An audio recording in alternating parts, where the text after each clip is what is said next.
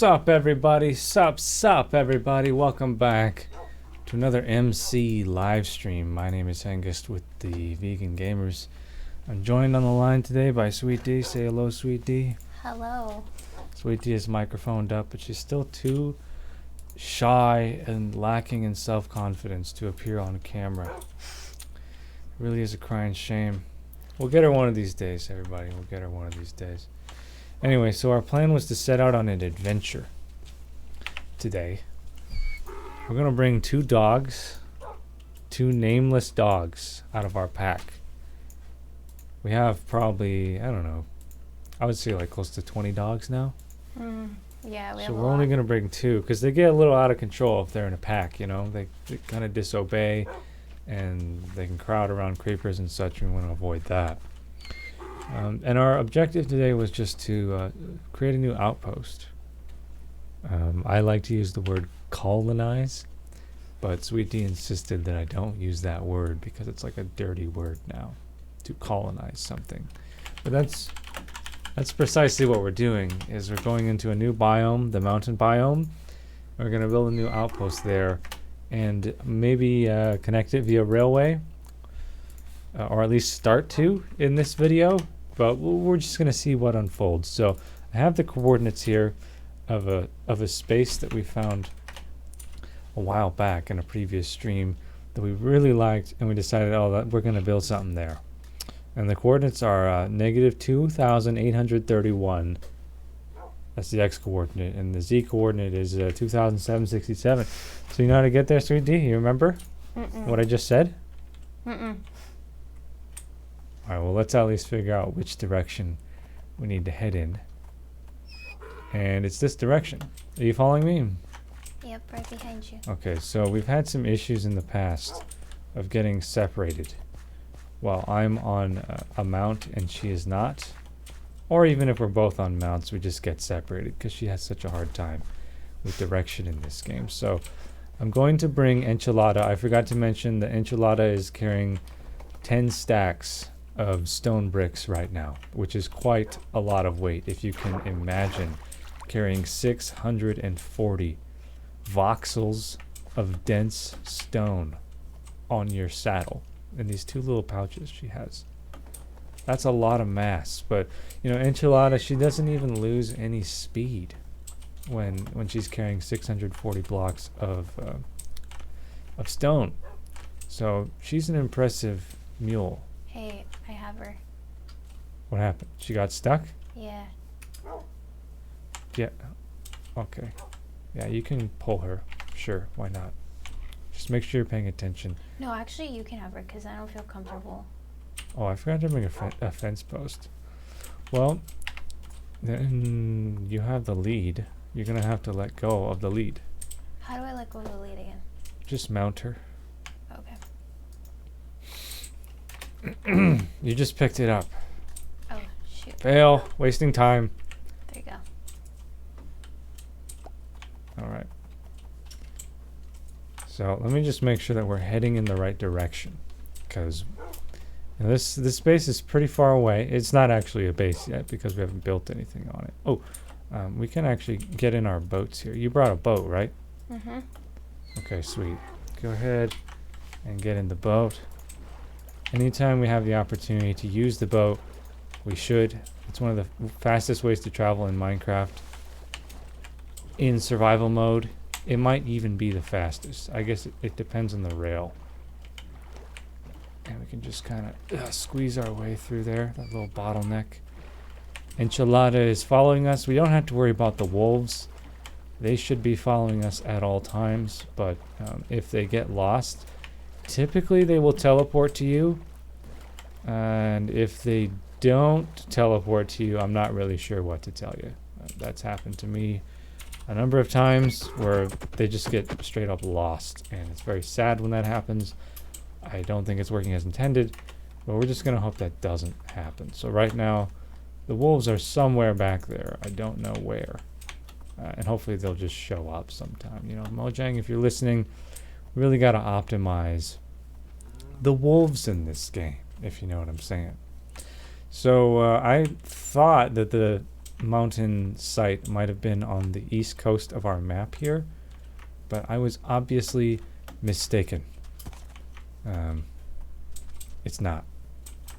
So we're definitely heading in the right direction, but we're going to have to start a new map over here. In order to do that, I believe it requires us to build a cartography table at the new site. But yeah, we really need to get organized with our map situation. Wouldn't you say, Sweet D? Mm-hmm. We've seen some people posting on Reddit or IG their little exploration progress in their Minecraft world, and they've just got like 300 item frames of explored maps. And that's pretty impressive. So we don't even have one item frame of explored map. And we don't even have an item frame, actually, because item frames require you to slay cows and turn them into leather, and we don't do that. So we're going to have to find a cartographer. I believe you can trade with a master cartographer, somebody in a village. Maybe it's not a cartographer. That he will give you, he'll trade you for item frames or leather. But then if you're trading for leather, isn't that kind of not vegan? You know what I'm saying? Anyway, let's see if we can make it to this site before... Come on. Your lead. Did you pick it up? No, it's right there. This is the one thing, man. Like, between me and you guys, I just don't really see a reason to bring a horse around in Minecraft right now until they optimize them a little more. Because they can't even carry stuff. So the only reason really to bring Enchilada here, apart from the fact that she's awesome and we really like her, is because she can carry stuff. Like I mentioned, she's carrying 10 stacks of stone bricks right now to help us construct our new base. But the horses, they can't even carry anything. So they tend to just be a liability. Oh, crud. I just fell down here. Somebody trapped me. Can you handle that back there, Sweet D? Looks like he's burning up. He's a hunka hunka burning love, like that Elvis Presley song. Come on. She can't climb out of there. This guy's got some nerve. Believe the nerve on these skeletons? Just chasing us down. Okay. Now we're in business. I'm not sure how far we can travel on the boats.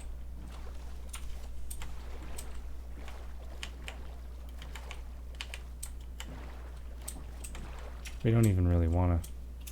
What happened to my boat? Wow, that was so buggy.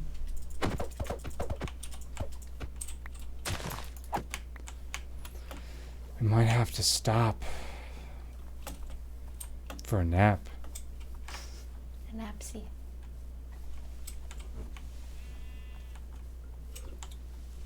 Sweet D seems a little low energy today. I'm not. It is a little late. She had a stressful day. I didn't really have a stressful day. It was her first time trying to record a video. And not just any old video like most YouTubers do, where it's just digital like we're doing right now. It's like game footage. We actually went to the grocery store and with a gimbal, you know, like a big camera, you know, setup, get up, whatever you want to call it. It was obvious that we were filming. And I made her star in the video, and I made her walk into a busy grocery store in public, and we shot a little video in public, which is not easy if you've ever done that kind of thing before. I have experience doing it, but not a whole lot of experience. Most of my video making experience has been limited to stuff like what we're doing right now. But I've actually had the balls to, in the past, go into public and interview total strangers, just walk up to them with an interview mic and be like, "Excuse me, sir." You know? She's not on that level, but she did make some important strides today, you know. So she's a little stressed out. about that. She's decompressing right now. She just wanted to log in and play Minecraft. I asked her, what do you want to do in Minecraft? And she just didn't know what to say. Oh my god. Be careful. I just came so close to falling in there. Maybe we should set up camp really quick. We could build a bridge here rather easily.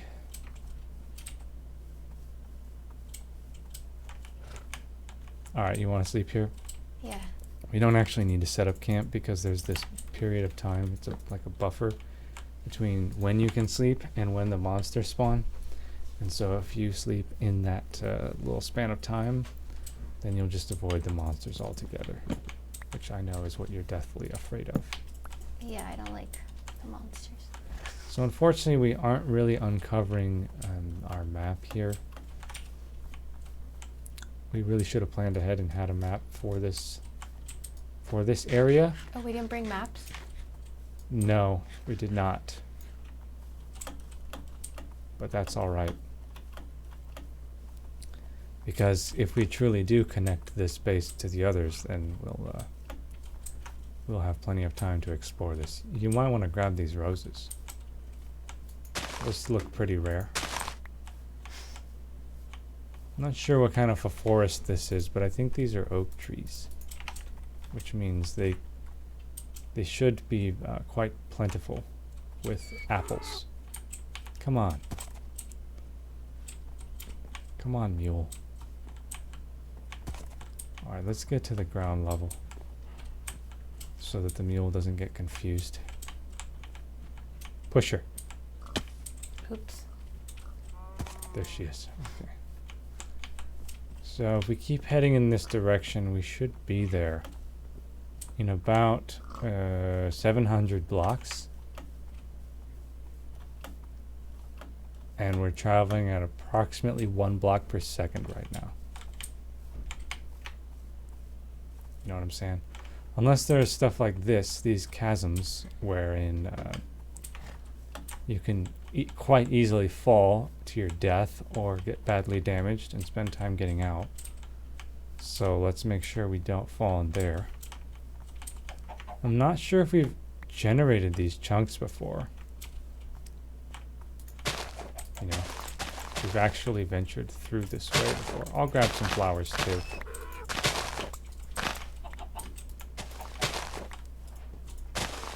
And we can actually harvest these big mushrooms here.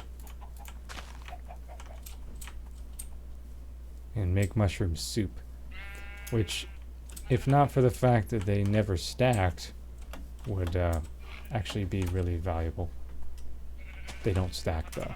They do recover a lot more HP than the baked potato. But you can't stack them. So I just picked up Lily of the Valley, which is a rare item in Minecraft Earth. We spawn them here.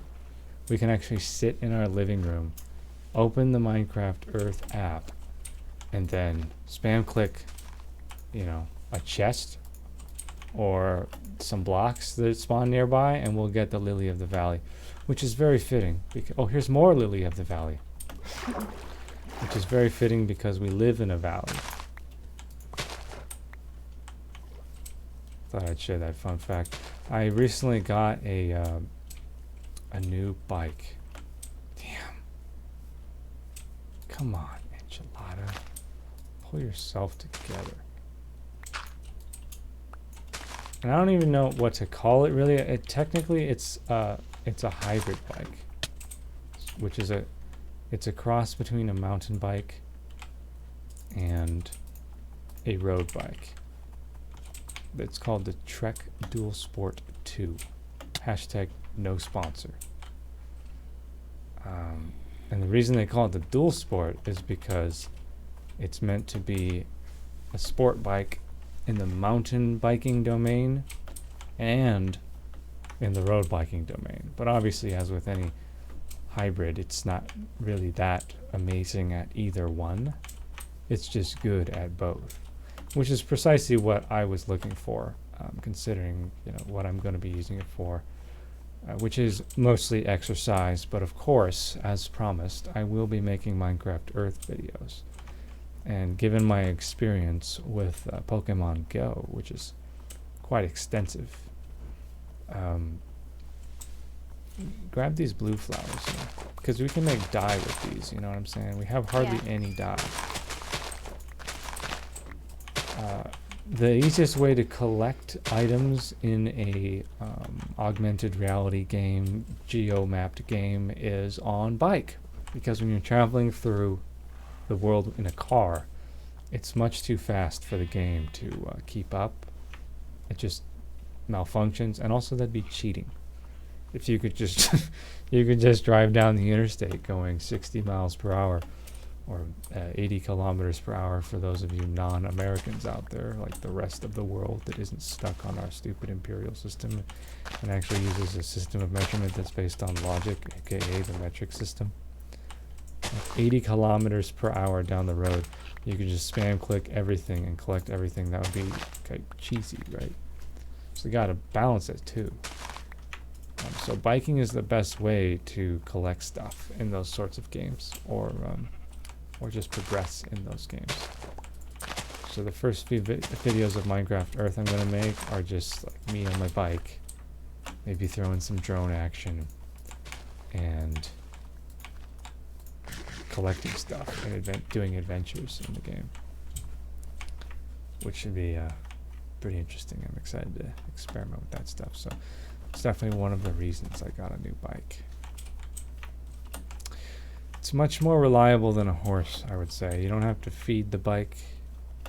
You don't have to train the bike. You don't have to give the bike water or brush the bike. You don't have to worry about like abusing the bike or the bike getting hurt or dying of old age, stuff like that. So mountain bikes are pretty revolutionary. There are a few things that a horse can do that a mountain bike cannot do. And you're not relying on the labor of another animal when you're using a bike. Come here, me. She's having a tough time today, as you can see. You think you can keep up with me like this, Sweet D? I think so. I would have been there already. It's pretty open.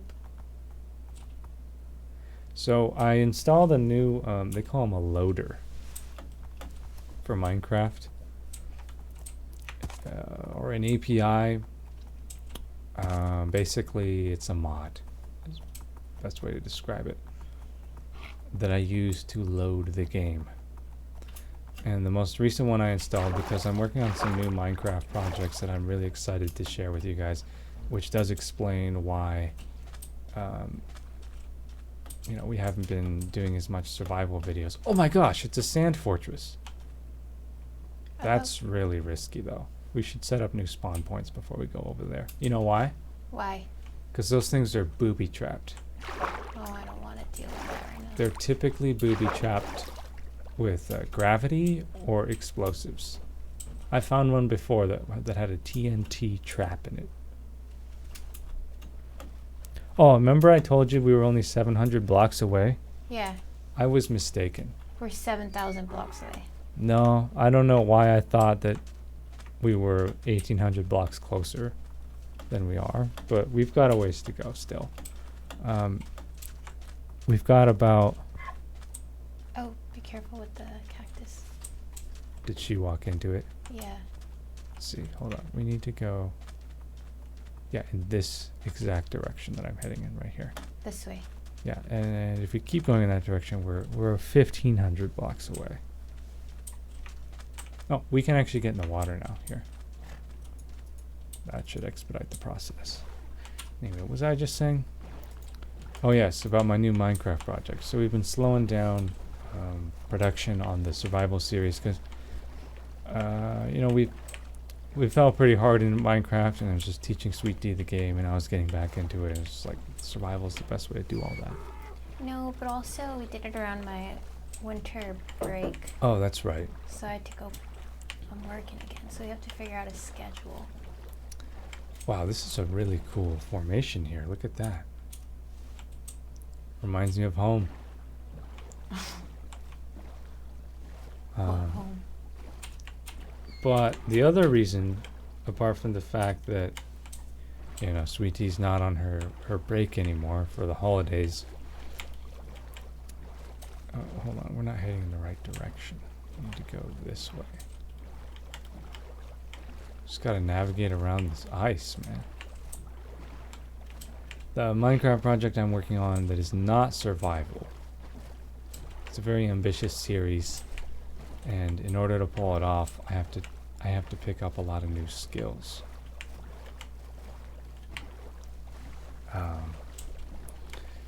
So that's what I've been working on. I'm not going to spoil the surprise for you right now, but we're definitely not going to abandon the survival videos, like this kind of stuff. Our objective with this world is to just explore mainly and build cool bases along the way. You know, and we can be doing that for decades, you know.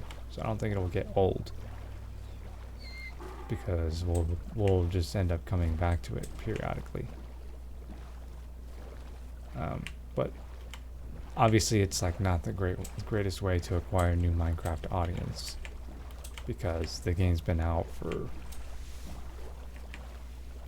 damn, has it 10 been like years? 12 or 13 years almost? Oh, I think so. It's been a long time. And so people have seen all that, you know. So what I wanna contribute to the Minecraft community is a little bit more complex, a little bit more unique than Minecraft survival. Are you still following me? Yeah. Okay, we should be safe You on sure? the water. No, I'm not sure. Should we just set up camp like right over here really quickly? No. We should keep going. Wait a second, we're not heading in the right direction anymore. You still following it's me? that village. You see it? Oh my gosh, enchilada. This mule. Where is your lead? Oh, there it is. There's a sunken here, or a drowned, whatever their names are. Don't care. Remember, they will come in a mob. Don't care. Ah, I need your rotten flesh too if our wolves ever show up. What happened to our wolves? They're dead. I doubt that. Not many things in nature can take out a wolf. Okay, head in this direction. So we should find a landmass if we keep heading in this direction. I don't remember. Because going I this have, way. well, because we didn't go this way. We went a different way. We didn't use the water last time. But I have the exact coordinates, so.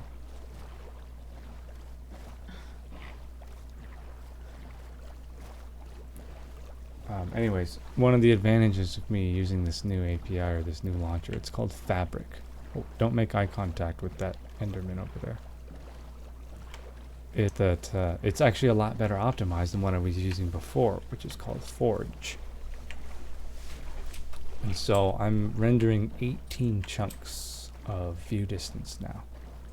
Whereas before I think I was rendering like 15. So in other words, our view distance should be a lot further now. And I also am I'm viewing the world with curvature now. I enabled what's called a world curve, which allows me to see the world more realistically. Like, it's a little bit exaggerated because obviously in the real world, when you're looking out over the horizon, you don't really see the curvature of Earth because it's just such a vast globe. But in this little version of the world I loaded, you can see a curvature to the world, very slight one. So I figured that would be a little bit more interesting than just infinite flatness as we look out over the horizon. Okay, sweetie, we should be almost there. Well, not really, actually. Did we go the wrong way? No, I'm just having a hard time finding it because it's so far away. So we're almost at the right x coordinate, which is negative 2831. And then we have to move it to a different z coordinate, about 700 blocks from there. Okay, so this is the right landmass. Are you sure that's a landmass? Yes. It looks like an island. An island is not a landmass? Oh yeah. You still following me? Yeah, right behind you.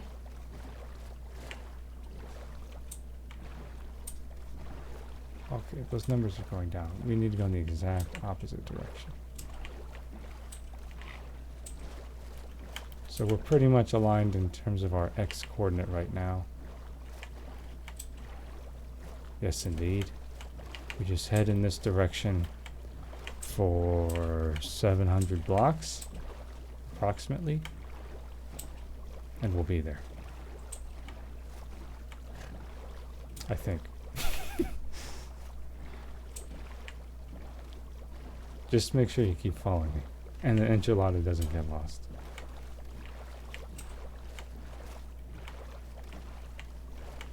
Okay, that must be the right landmass up there. I don't remember this being disconnected from our continent, but then I think we did cross an Arctic biome to get there initially, didn't we? So we I think so. traversed water to get there. So this is the right landmass. And this looks like some sort of forest biome. Maybe a swamp biome. And we're looking for the mountain biome, which is rocky. Why did she just get stuck? She's right here. She just like so inconsistent. Man, now my character is stuck.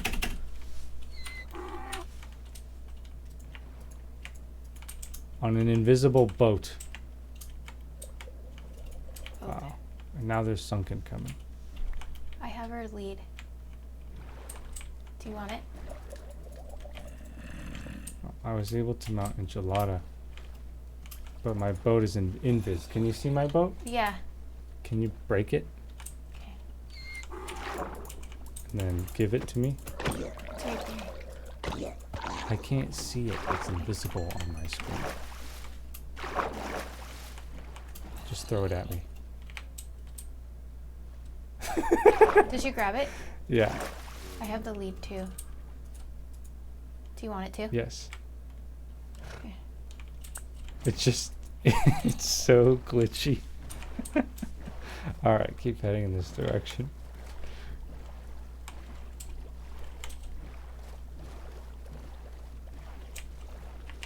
Okay.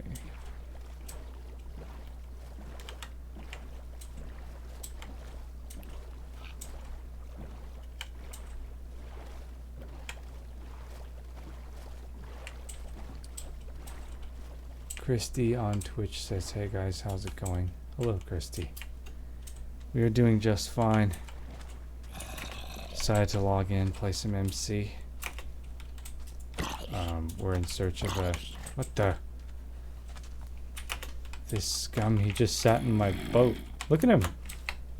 That thing with the boat is now happening to me too. Yeah. Should I just log off and on? No, I can break it. Hold on.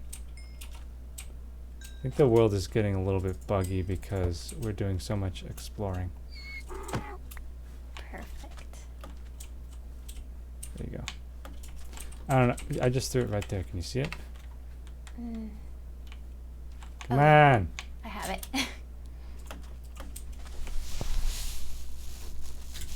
Yeah, the longer you play in a world and the more you explore in the world, the buggier it becomes. So it would seem. But I know there are ways to debug your world. I mean, obviously, if we keep playing in this world, that's going to be an ongoing issue. So we're going to have to look into that. Watch out. There's a creeper right here. And I don't have any projectile weapons. And I don't want to lose my mule. Okay, have at him, Sweet D. To my knowledge, if they blow up in the water, then they're basically a non-threat. Are you looking at the YouTube comments? Calm down, will you? Darren D says, "Hey, I wanted to say what's up. I was also at the vegan dinner table at Arya's last week." Oh, yeah, I remember you, Darren. Sorry, I haven't sent you that Facebook message, bro, but it looks like you found our little project here. Anyways, it was nice to meet you, man. Yeah, Sweet D and I are busy working on quite a few projects. All vegan, more or less. And we actually tried to shoot one today at a grocery store. We're going to be posting. No, I think he's different from the other guy you talked to, because I've seen him comment on that Facebook group in the Vegan City Seattle, and I think he goes to Longevity Foods. Like, oh, really? Yeah. Dang, we haven't been there in a while. I know, I've been wanting to go there because it's healthy, like the only healthy place. Yeah, dude, we didn't exactly detox after the holidays. Darren, since you're local, you probably know what we're talking about. Sweet D and I just got back from eating at Wayward Cafe earlier. Oh, wait. Oh my god, dude. So we have a blacklist of restaurants, and things get added to the blacklist over time. I'll give you an example of something that's on the blacklist. Chipotle is on the blacklist because they just cross-contaminated us one too many times. And in fact, one dude even admitted to it. I don't want to get into that right now, but we had to... But wait, you also don't want to, like, say that about a business. It's just not our preferred style. Why wouldn't I want to say that about a business? You want me to be dishonest? Well, you don't want people to get a certain... Look, Wayward is great if you like junk food. But, I mean, it's not like they're dangerous. It's just we decided, like, dude, it's just too greasy. But also, I don't know why I started bringing that up. Because we started feeling like crap, yeah. Because if he goes to Longevity, we'll go back to Longevity to feel better about ourselves, right? But because we never really detoxed from the holidays, which everybody, you know, eats like to excess or eats a lot of junk during the holidays, and then it's like, oh, I'm gonna go work out for a week straight and not eat any junk food for a while. We never did that. And so we just got back from Wayward, which is, you know, like this junk food vegan establishment. And we don't feel so good right now. At least I don't. So we found the biome, Sweet D. This is more or less where it is. This is where it is. This is the mountain biome. So it's like the exact location where we decided to build is a little bit... it's not... We're not standing in it. But if you see a really cool spot where you want to build a base, then this is the place. You know what I'm saying? Mm-hmm. Hello, Xavier Lightning on Mixer. You're like the only person that I know watches like our YouTube videos and stuff who also uses Mixer. Just Mixer, man. Just don't know what's happening with that platform. Look, by the way, Wild Llamas. I like Mixer, for the record. I just don't like the UI, the GUI, whatever you want to call it, the layout. Maver Stinger on YouTube says, can I join? We'll definitely play with viewers in the future, Maver, but right now I'm just trying to teach my fiance how to play the game, and we're just exploring this little seed that we have. And we're just keeping it... I like to say we're keeping it in the family, as in... like, I'll let my niece play in this world, or her brother can play in this world, you know. I want it to be like something that, you know, is pretty private. But we're definitely going to do public worlds in the future. It's just Like I'm working on a couple Minecraft projects right now, and I can't get carried away. You know? You just gotta stay tuned and subscribe. Yeah, pretty much. That's the best way to do it. I promise that I will interact with you in the future. Oh, this is the area. If you follow our YouTube channel and you like, or Discord. Yeah, Discord too. Then you'll definitely find my new projects where they'll be open to the public or to the viewers, whatever you want to say. Oh, I really like this area. Yeah. So I think let me just check the coordinates here. I feel like it was here. Almost. Yeah. Yeah, it was in this little section here. We just decided, wow, this is a really cool spot, and we should build a base here. So it took us quite some time to get here, actually. About 40 minutes. Jeez. I believe. We probably did not take a very efficient route, but that's a lot further away from our existing bases than I thought it was going to be. But that's fine, because our objective is to explore the seed, right? Mm-hmm. So connecting this via rail, I'm just doing some quick calculations in my head here.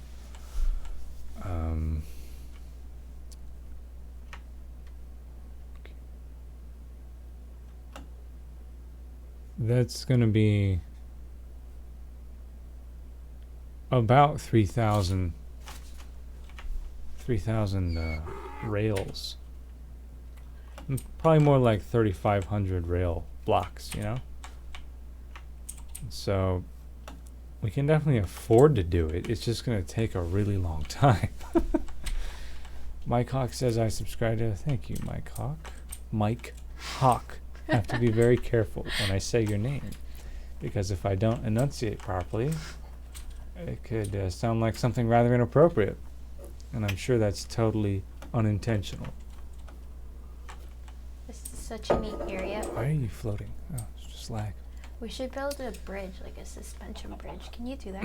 Alright, so this base doesn't need to be as large as the other two we've built, because as I mentioned, it's just an outpost. So we need to pick somewhere. Would you prefer that it was on one of these mountains, or kind of, I guess you would call this like a plateau? A plateau. We've done mountains. We've done a mountain. A mountain. Okay. So like right where Enchilada is standing right now? Yeah, around there. Alright, let's grab some wood. Can you go chop some wood and I'll clear this out? Okay. We need to get some wood to make a fence post to, tether her to. And you should be able to do that before nightfall. So yeah, I mean this is quite smooth. I was telling the stream earlier that I won't go into detail, but basically I succeeded in optimizing my my Minecraft instance here quite a bit. We have much greater render distance and higher frame rate and more fidelity, visual fidelity than before. If you're at all trying to figure out why I might have had to spend quite some time optimizing Minecraft, it might clue you in as to what I'm actually doing for my next project in this game that is not survival. Basically, what requires it's not ray tracing, because I just don't have the hardware for ray tracing right now, or I do, I just wouldn't be able to like play very well because I would just be having such a bad frame rate and so little like render distance. But that's definitely part of the plan, but it's not ray tracing. So what is the most like computer hardware demanding thing possible you could do with Minecraft? And if you know the answer to that question, then you will figure out quickly what it is I'm working on. I like to be cryptic like that because I don't like to spoil things. I'm pretty excited about it though. I've never done it before in this game, or in any game really. So I'm not overly fond of the way cobblestone looks, but we'll leave it like this for now. We'll sort it out later. How much wood do you have? I don't have a lot because I have too much. Bring it to me. Just throw it at me. I brought too much. You made them into planks already? I didn't mean to. Wow, you got like 8 No, it's because logs. I brought too much. Oh, there's peonies in this game. Peonies? She got 8 logs, ladies and gentlemen. Thank you, Sweet D. Okay, I didn't have any more bag space. It wasn't. Excuses. I'm planting. Don't remove my flowers. They're just sloppy for right now. Can never remember how to make fences in this game. There. Their peonies look nothing like a real peony. I mean, kinda, I guess. Quick. We must defend the base. No, let's just sleep here when the sun goes down. And I'll make you a couple chests here. Cool. Oh, we're short 1 plank. Oh, no, we're not. There we go. Why do you have to do that? It's just so bad. To bother you, of course. Oh. I don't know why. See? There. Perfect. Okay, there's your chest. Just put all your crud in there that we don't need. I will. Don't need that. Don't need that. Don't need that. Don't need it. What kind of look are we going to go for this one? That's what we're here to find out. All we have are stone bricks. We're definitely going to need some more wood, so I'm going to go cut. Ooh, apples. So oak, I believe, is the original wood. You wouldn't know anything about that, though, because you didn't play MC when it came out. No. I do have a photo with Notch, though. I personally am not a big fan of oak, although it probably is the most useful tree. It definitely is the most useful tree. There's birch. Because it produces apples, which are, as a vegan in this game, tied for the most efficient food source. They probably are more efficient because you don't have to really cultivate it the way you have to cultivate potatoes. You just put the seedling down there on the ground, and then all of a sudden you do that 50 times and you're showered with apples. So it's pretty OP. But it just looks so standard, you know? Good practice, Sweet D, when you're logging is to make sure you destroy all the logs of that tree, otherwise the leaves won't despawn. And then once you've done that, you just let the leaves despawn, but then come back, a couple minutes later to pick up the saplings and the sticks and the apples. Okay. So if you wanted to be more of like a naturalist, then you would just build your house out of the trees that naturally surround the area. So in this case, we would have oak and birch. So you have like oak house with birch trim because the birch is the minority. If you wanted to be really, picky about it, then you would go out and find different species of wood nearby. Definitely keep all these logs intact though, because that'll help us with our design to be able to, build out of logs and planks. And you can also strip the logs, which I believe you just right click. So right click with your axe on the log. Oh yeah. And then that's a different texture that you can use in your building. So we should have 6 textures here. There's the stripped oak log, regular oak log, stripped birch log, regular birch log, and then the oak planks and the birch planks. We also have the stone, of course. And I've recently developed a taste for polished andesite and polished granite. What's the other one? Diorite stone. But we didn't bring any of that stuff. So we're just going to build out of stone bricks probably, and then these two different species of wood. You know what I'm saying? And remember that part about destroying all the logs? Yeah. You didn't do it over here. So this tree here, which is gargantuan, would just float forever, for an eternity right here. And I really dislike that because it's so unrealistic. And I like my games realistic to an extent.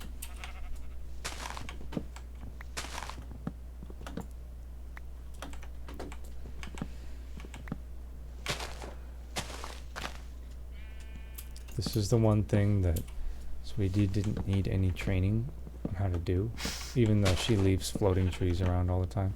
Stop. Because she used to just cut down trees for a living. No, you're making it. No, I didn't. Digitally. In RuneScape. Yeah. When she was in middle school. That was my first skill cape. She would just cut down trees. This is long before I knew her. Actually, I probably saw you because we went to the same school system, but I did not know who you were. You knew my brother. I did know her brother because he's my age and he was in my class. But yeah, in your RuneScaping days, You never had to, like, it was just cutting. your one tree. RuneScaping deforestation days, I Yeah. did not know you. No.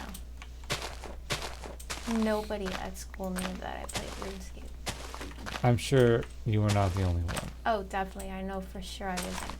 I remember overhearing my classmates talk about it, but I never talked about it with them. Fail. He's too shy.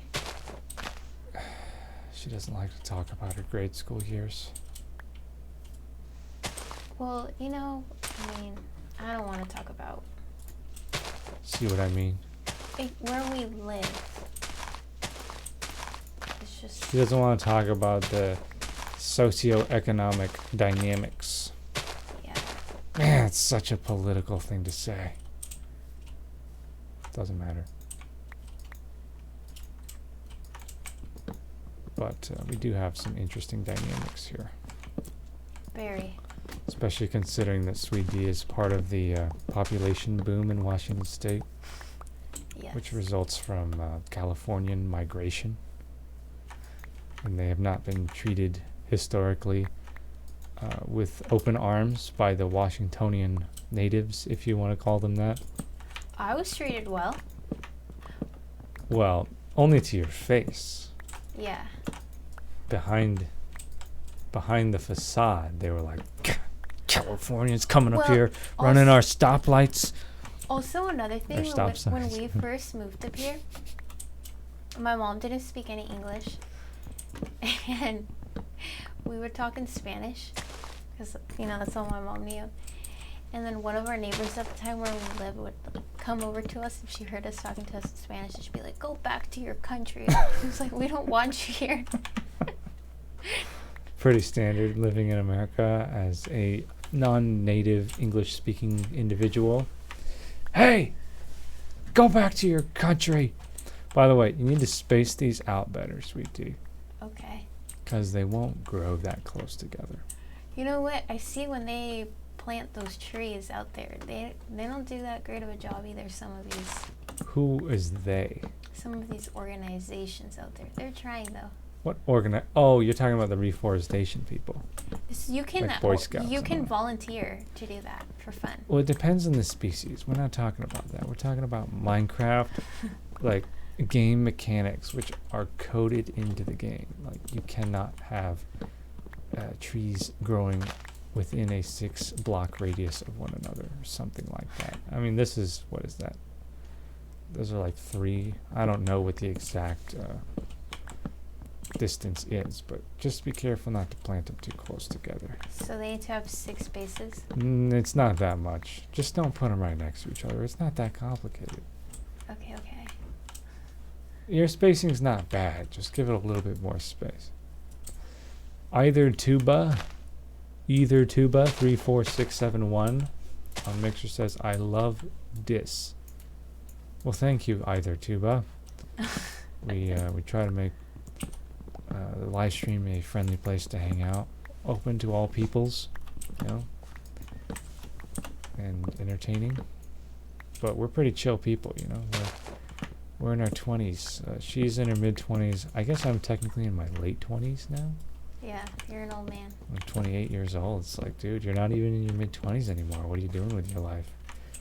But yeah, we're beyond the whole, high-pitched screaming and yelling, which I think, like the YouTube or Twitch community, gaming community, is largely moving beyond that culture, from what I have observed. I also think some of the children, too, some of the young children are just not into that either.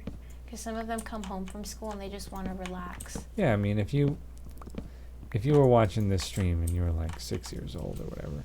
I mean, I don't think it would be that exciting. I don't know. As long as you're not using really advanced language, I don't see why children would dislike it.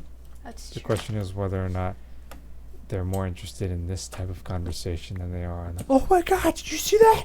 Oh my god.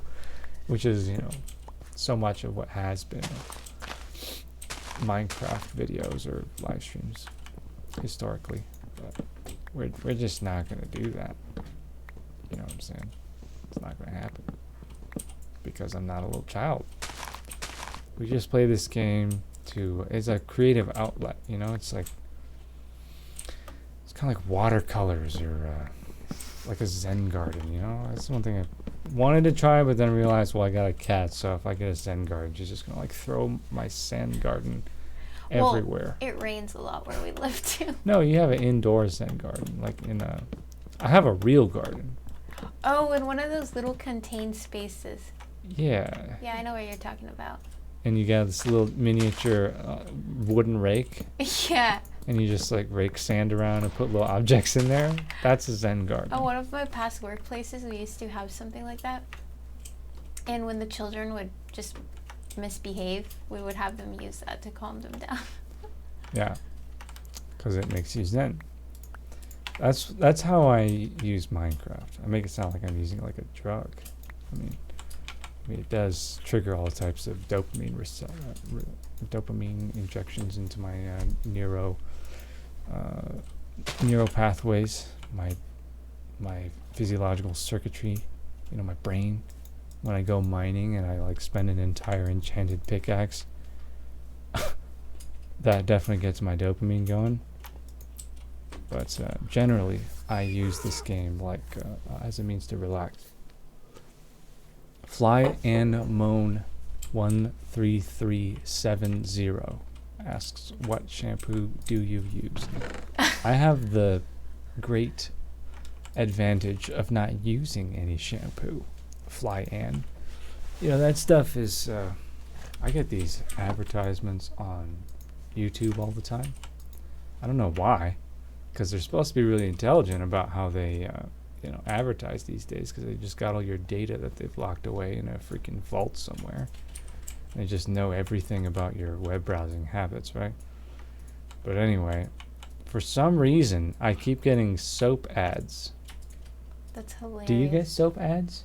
I don't get anything like that. I get weird ads. Well, they've been coming at me with the soap ads, and one of the ways they advertise to me is they'll say that the FDA classifies most soaps you would buy at the department store as synthetic detergent. Oh, you know what it must be? A couple weeks ago, remember, we went to Whole Foods and we got some soap because we like to buy barred soap that is not in plastic. No, I've been getting these ads for months. Oh, but you like to use soap. Well, I use soap to sanitize myself. Yeah. and I like for my soap to be as wholesome as possible. But I definitely do not overdo it. I have 1 bar of soap that I use, and I do not apply it to my scalp or my head. I don't use face scrubs, although I have historically used face scrubs if I've been struggling with acne. But my skin has been very stable, very clean, clear lately. And I even get like my friends asking me like, dude, what kind of skincare do you use? I just tell them nothing. You just wash your face. I don't use with cold water. Anything on my face. Sometimes I'll wash your face. Yeah, again, without my asking you to. What is that? But that's just you trust me because I also use very clean products. But anyway, the reason I brought this up is because Fly and Moan, who's trying to troll me about being bald, which, by the way, you should try it sometime. Unless you're a woman, then it's like socially unacceptable for you to be bald. But hey, I've seen bald women out there. They don't look bad. Because shampoos have got all types of crud in them, typically. Probably worse than soap. Have you ever looked at like the ingredients in your shampoo bottle? So I don't have to put that crud on my body, like wash down and get all up into my skin. Well, and sometimes too, if you have acne or just back acne. Your soap and conditioner nasty. Can be the problem. Right, because it's just this really synthetic. It's made in a lab. It's nasty, really, when you think about it. It gets everywhere, all over your body, and that's a major disadvantage. And also, I shave my scalp like every other day, and that's like the best way to clean your skin, really, because it removes all the dead skin up here. And if you look into it, you'll learn rather quickly that models, they will shave their skin, like their face, because it's the best way. You're just exfoliating. Yeah, it's the best way to exfoliate, which means it keeps all of the wrinkles away longer. So if your profession is modeling, you want to appear as like youthful as possible for as long as possible. And so that's the technique that models use to remain youthful, is shaving not just their head, but their face and all that. So it's actually, there's a lot of advantages to being bald. And maybe you're not attracted to bald people or whatever, but I got a fiance and I still get looks from women all the time. So I think I'm doing just fine for myself. You know what?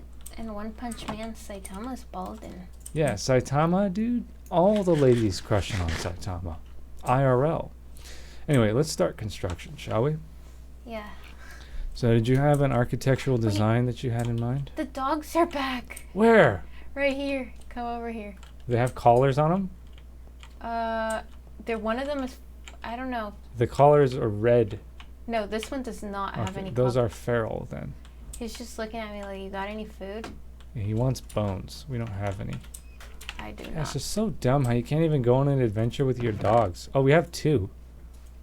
So we might get lucky. Statistically, I think there's like a 50% chance that we could tame one with 2 bones. Well, good luck and try and find him. I see him. Oh. I think it's probably less than 50%. Let's see. Let's see if we got lucky here, friends and viewers. Let me give this guy a little taste here. Hey. Hello. Nope, your life is great, says the boss supreme. The boss supreme, man. You sound like a Yakuza leader. Like you conquered all the other bosses in your territory, and now you're the supreme boss. Pretty legit name, man. Well, thank you. It should be pretty dope, It should have really good like video, audio quality. And the rest is like, do you enjoy hanging out with us or not? Yes or no? If you like to chill and you like to hear conversation, then you're gonna enjoy the stream a lot. I promise. So you should hit us with that follow on Mixer that you're using there. You're using Mixer, I can see. It's not creepy. All right, let's build some. Architecturally, what do you have in mind? Make the cabin. Big cabin? A little cabin. A cute little cabin with a wood-fired hot tub. A cute little cabin with a wood-fired hot tub. Exactly. Let's see if I can manage. Are you gonna help me? Sure, I'll help you. All right. So let me do the frame. Okay. Let's build it around our stuff there. So I'll build some pillars. Wow. Good thing I have my bucket of water on me. I'm not sure how tall this is, so let's just go with that and see. Oops, I messed up your torch, I think. Who cares? I'm just gonna really eyeball this. I'm not gonna like measure it out, you know what I'm saying? Oh, but we should definitely tell you what, where are those bricks? I know who has them. My favorite mule in the world. Her name's Enchilada. I like enchiladas. Yeah, she's pretty awesome. Oh, man. I think this is the same height. I really should have taken the Y coordinate before I jumped off the other pillar, but we'll call this, well, I know exactly what it is. It's Y82. So we'll come over here. Are you gonna build a waterfall? No. Come over here. How small are we talking? Like, do you see what I'm doing here? Yeah. Can you do trigonometry in your head right now? Sure. Can you see, like, how big the structure's gonna be? Mm-hmm. Yeah, Is I that- like that size. Okay. That's small to me. I mean, that's, I guess some people would be like, that's not small. Well, this is the outside, the what do you call it? Exterior wall here. Mm-hmm. So the interior is gonna be a little smaller. Man, this water takes forever. I don't have time for that. Okay. And this should be lined up to Y83. The only one I'm not sure of is that one. I think it's right. Alrighty. Damn, is the sun going down already? Yep. My God. How time flies.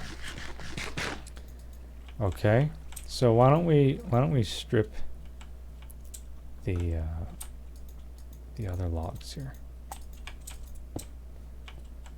Do you know what I'm saying? Yes. Which ones do you want to strip? Just think this through here.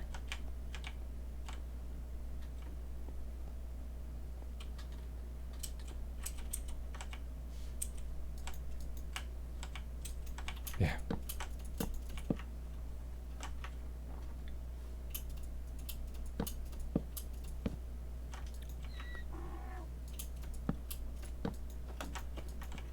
Yeah. Might need some more oak. We should have brought some. There's plenty of oak out there.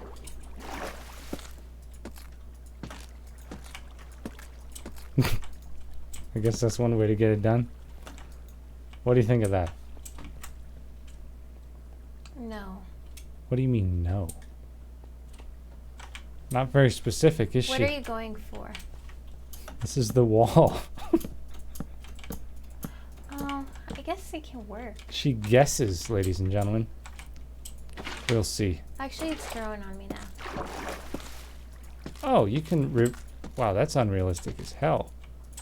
Oh, never mind. I thought I just brought the bark back. Anyway, let's sleep really quick before we get mobbed.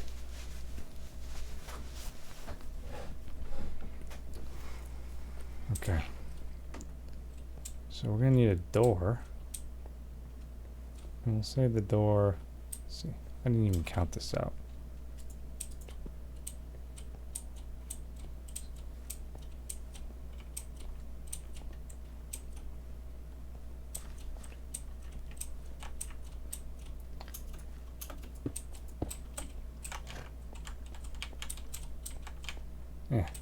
Pretty big cabin. Can you go get us some more oak while I build these walls? Yep.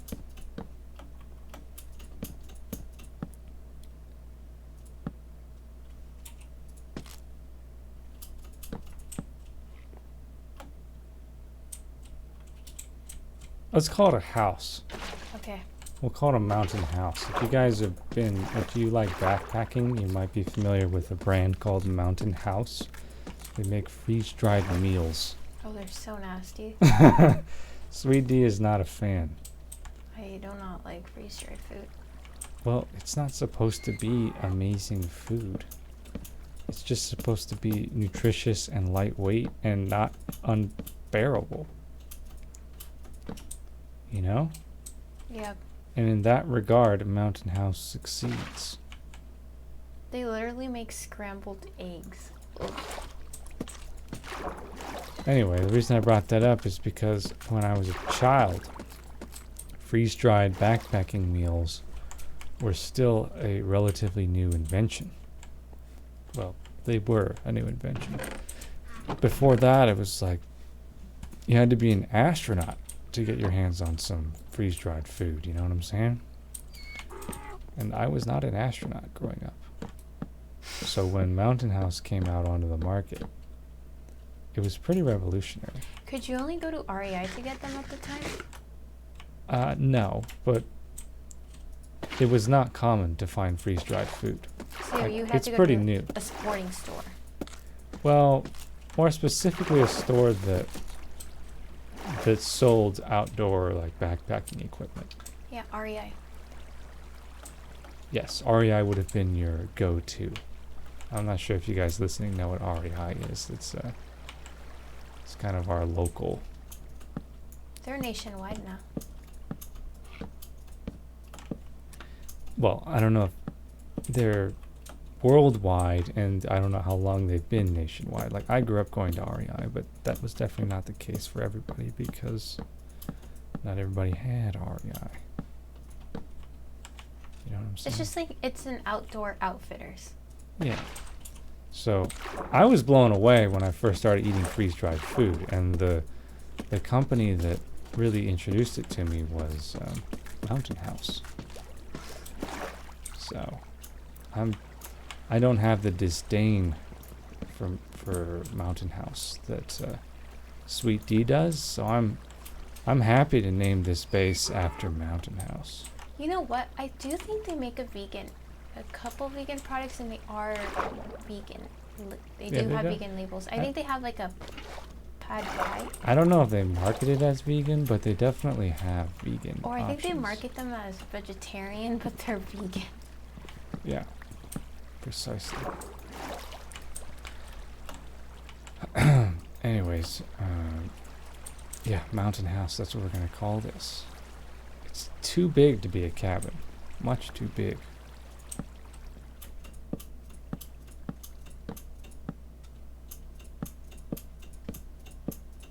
There is a more efficient way to do this, but because I am stripping the bark as I build, it's a little bit more difficult.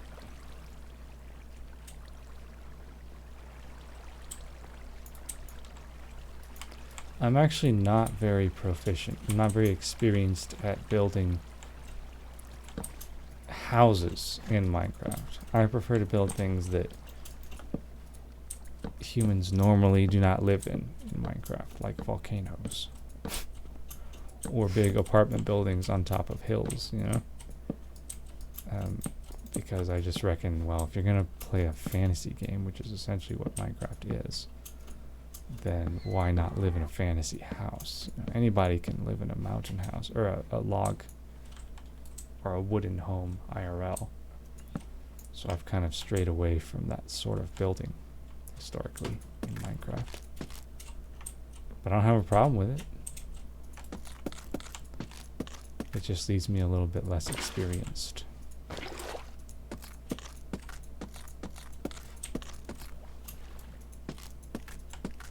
Did you tame a dog? No, I tried to. Okay, so the barking is just, I'm just barking. Yeah, those are wild wolves. Oh, excuse me. Wow. So if we use...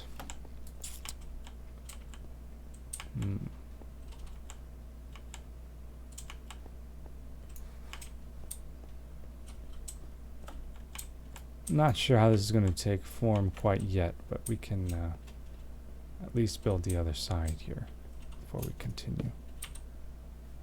We'll just use the dowel on this structure. You know what I'm saying? How we doing on oak over there? Let me see right now. We've got almost 2 stacks. Good. Keep it up. Is that hitting the spot? Yeah, there's an Enderman somewhere here. When you said you wanted to play Minecraft, I imagine you just had an itch. I hate the noise that they make. It's Oh, it's alright. You have your spawn point here now, so you can fight him. I'll come help you kill him if you want. You want to take him out? No, I don't even know where it is.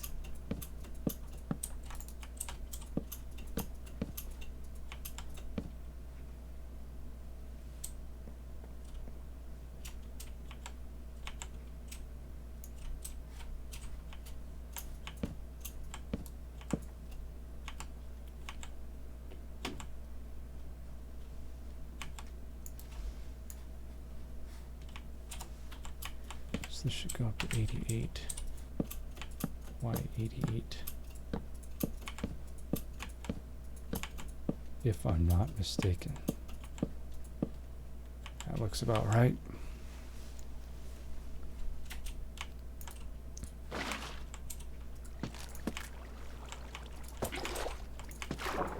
Oof.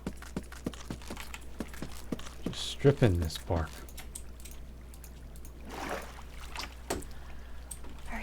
Both my axes. Can make stone ones. I need my diamond one right now, though. Okay. Did you not bring a diamond axe?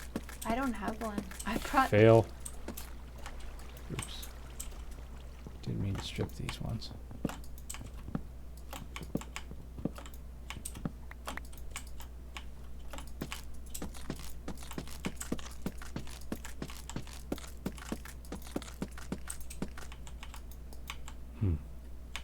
These shouldn't even be wood here. These should be stone. There. And then, just going to remove all this a little bit here. Just get this out of my way. And then we'll remove all these. And just fill them in with stone bricks. There.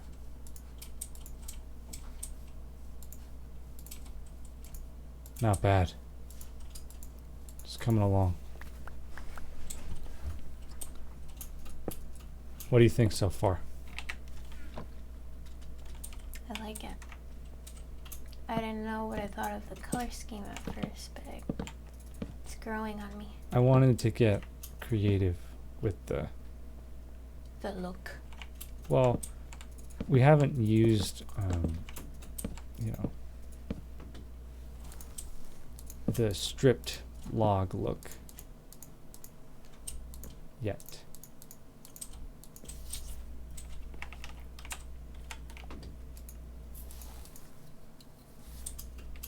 Is that placed too many of these? Yeah, these are one block too high. There we go. Doink, doink. So we're just making use of this stripped log.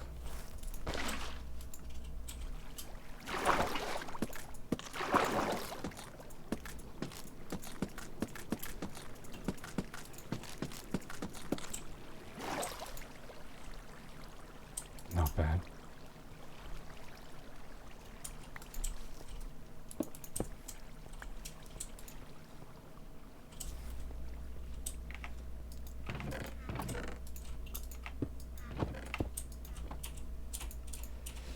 So you didn't answer my question. Is the logging scratching your Minecraft itch?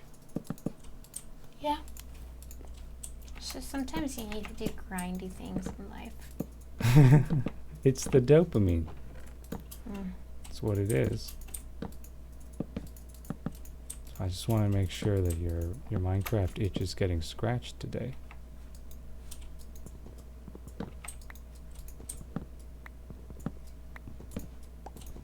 Something's not right here. Oh, crap. What happened? This one is too short.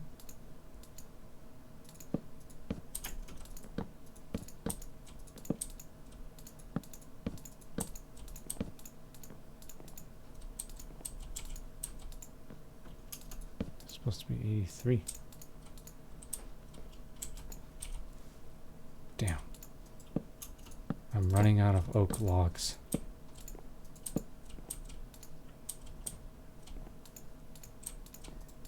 I need one more.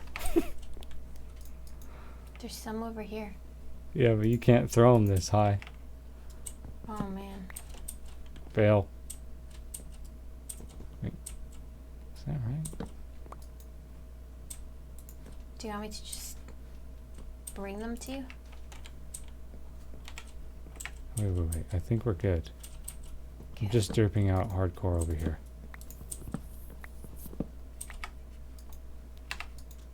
Yeah. I'm having an issue.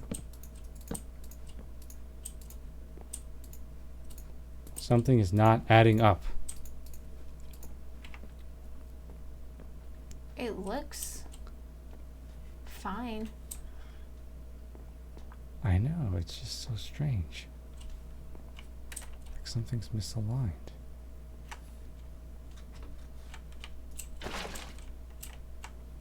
This is the hardest part of building an MC.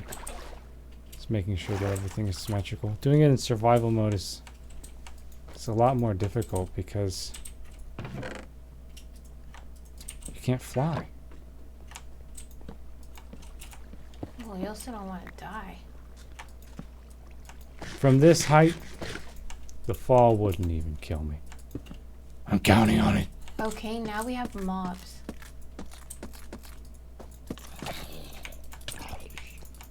I gotta teach you about critical hits. There's more. Good. EXP farm. I could use the EXP. See ya. Okay, let's go to sleep. Only because the lighting is better. Oh, there's monsters. Wow, you've got some nerve, Skelly. Don't make me get my shield out. I'm under attack. You're not even helping. Oh my gosh. They just swarmed me. Okay, now try. We got him. Got him.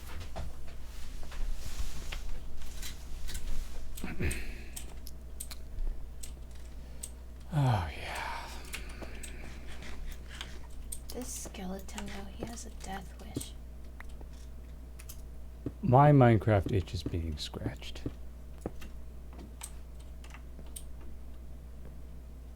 You know? You just have that itch. You gotta scratch it. What I don't understand.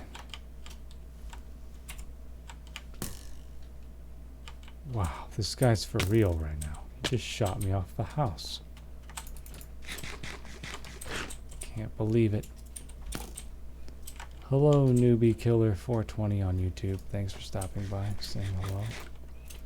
Newbie killer. Oh shoot, there's an Enderman right there. It seems you have aggroed the most difficult mob in the overworld. Group up. Come over here. Okay. Line of sight him. Get out your... Oh, you don't have a diamond axe, huh? But you do have a diamond sword. He just popped up in my line of sight. Yeah, they teleport. That's what they do. Just be careful you don't strike me with that sword. Because it cleaves. I don't know where he went. He left. Looks like he got cold feet, ladies and gentlemen. It's tough to blame him. You're I was gonna say, newbie killer. You should consider taking prisoners from time to time, dude. No. Why? You don't have to kill all of your enemies. That's horrible. Why would you give such horrible advice? Well, his name is newbie killer. And I'm saying, dude, lay off on the killing. That's a little too much. He shouldn't be killing anyone. Yeah, dude. Like, settle for victory from time to time. It's a pretty extreme username you have, bro. Newbie killer. It's a little too aggressive.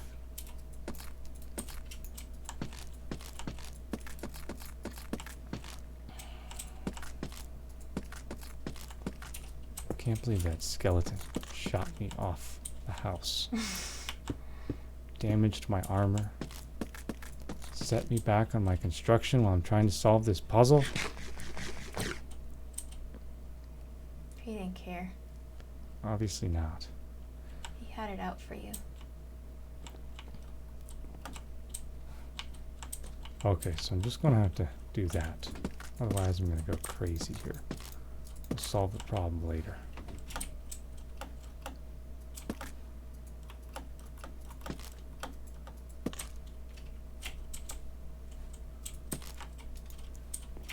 Now the mobs here should be easy compared to home base or volcano base, because we just ventured here and colonized here. Stop saying that word. Why? I don't like it. She doesn't like it. Newbie Killer 420 says his friend's name is Pro Killer 420. So And what makes his friend a pro killer? I don't know, man. You're both too morbid. Oh, goodness. Yeah, it's definitely not right. See, if I was in creative, I'd just fly up there really quick and fix it. We can always just play in creative survival. Never going to do that. Not going to. Now that is newbie, by the way. That's embarrassing. I can't believe you would suggest that to me. Just a suggestion. Nope, don't let it get away. No, no! I got it. Yeah, only by damaging yourself. Okay. Is it right now?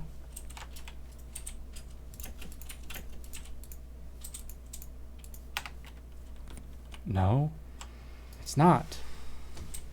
I don't think I placed the pillars. It's gonna drive you insane.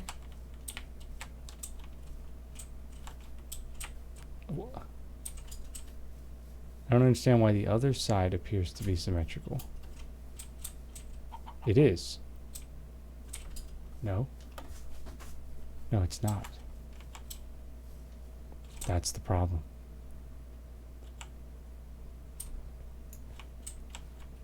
That's the problem. We thought the other side was symmetrical and it's not. So now it's time to fix it. So this is Y83. This is Y82. So this needs to be 83. And then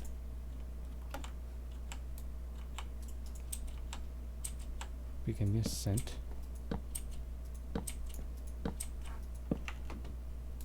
Right. And then there's one log. There it is. That's how we do it.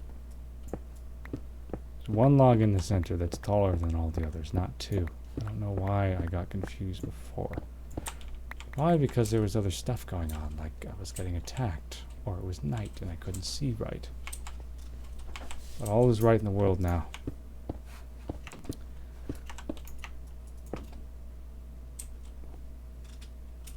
Doink. Let's make sure this is Y83.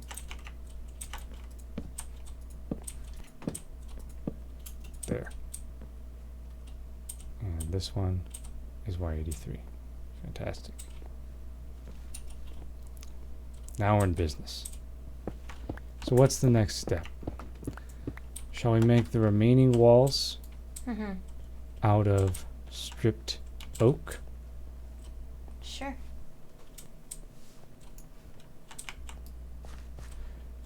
It kind of looks like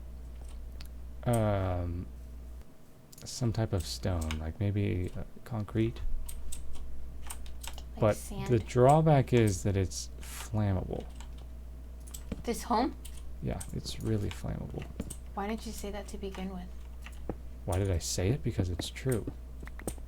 Like, will it actually catch on fire in this game? It most certainly could. And it will burn. Make no mistake, it will burn to the ground. So, lava could light it on fire, or flint and tinder, or a blaze, which does not spawn in the overworld naturally. I don't think there's anything else. Oh, a lightning strike could burn it down. Now, if you're in the structure, which that's the only time lightning would strike there, you could extinguish the fire and save it. But that's the downside anytime you build with wood in survival, is that you can lose the house pretty easily. And that's actually realistic, because that can happen IRL if you live in a wood house. So you want to make the rest of it wood? We already have the wood, so we may as well. Okay, where are you? Oh, I was cutting down some trees. Geez, save some for the rest of the ecosystem, will ya? Okay, I will. But you are planting the saplings, right? So it's actually not a problem. Yeah, I am. Okay, I just want your opinion. Oh, my God. Or There we go. It's been kind of buggy today. yeah, I know. I'm not sure why. Well, we have been changing quite a bit.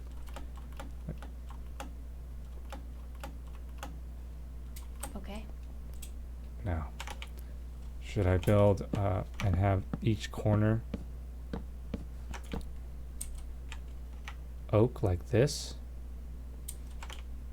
Where are you? And so in order for it to be symmetrical, I would have to add another oak pillar right here. Yeah, I like that. That's how you want to do it? Yeah, because it gives contrast. Well, we can add all types of siding out here, whatever you want to do. We're just talking like bare bones here. So this corner of the house here, it's thick. Like, that's a lot of oak. Rather monochromatic texture.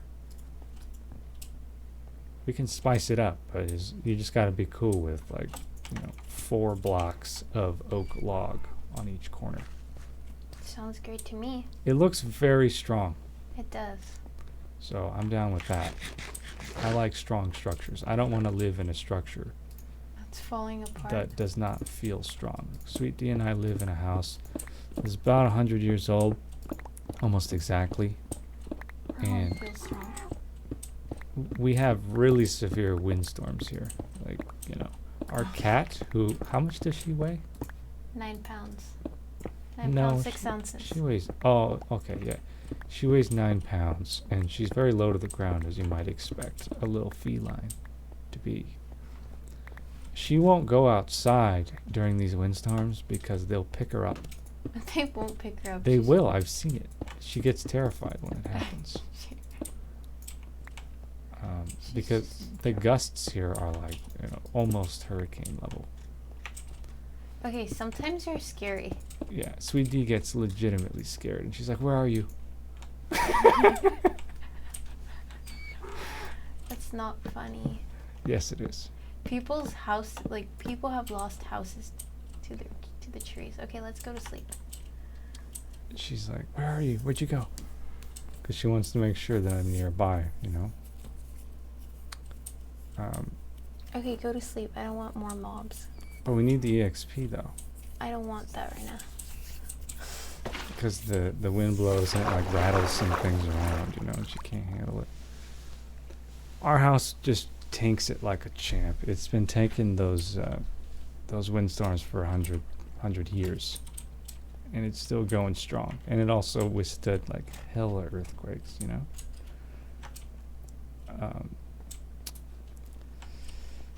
So if I look at a structure in MC and I'm like, yeah, that thing would definitely tank a windstorm, no problem, then I'm gonna like it more. You know what I'm saying? Yep. You just want it to withstand the elements. Yeah, one thing you'll understand about Sweet D is that she loves her torches, because she's afraid of the dark, first of all. But she's also afraid of the monsters that spawn in MC. So she'll just do whatever she can to prevent them from spawning. Like as you just saw, she wanted me to go to sleep right away so that the monsters wouldn't spawn. And she wants to make sure that it's properly lit so that the monsters don't spawn. Can't blame me. I like to fight in this game. It's fun. I've never even been to the Nether. I would have a heart attack, probably. Yes, you have. You poked your head in there, remember? Oh, yeah. And then I was like, I'm out. Yeah, we gotta decide where we're gonna build our Nether portal, because I need some glowstone. I want some glowstone. Not in our base. We had a bad experience. It wasn't in our base. They just infiltrated our property, which was very unexpected. And by them, I mean the zombie pigmen. They surprised us. Okay, it's coming along. So we're going to do all the exterior walls as stripped birch, right? Because we can also do planks, and we could also do stone. Do you want to see what it looks like with planks? No. Do the stripped. Stripped oak? Yeah, because you already have that going on. Oh. Have what going on? The stripped oak going on. That look. Okay, well then you're going to need to continuously harvest them, because it's a lot of... You good on that? Yeah, I'm good. You know, you've identified the oak species? Yeah. I just need to make another axe. Oh, but we do need to decide, here, since you're far away. I'm right here. Oh, you're not far away. Okay. So, you see how these logs are oriented vertically? Aren't you on the wrong? Don't you need to go down one more? What? Look. This pillar. No. That's because the pillar, it hugs the wall. Oh, okay. So you can have them stacked vertically, or you can have them stacked horizontally, like this. Mm-hmm. Which do you prefer?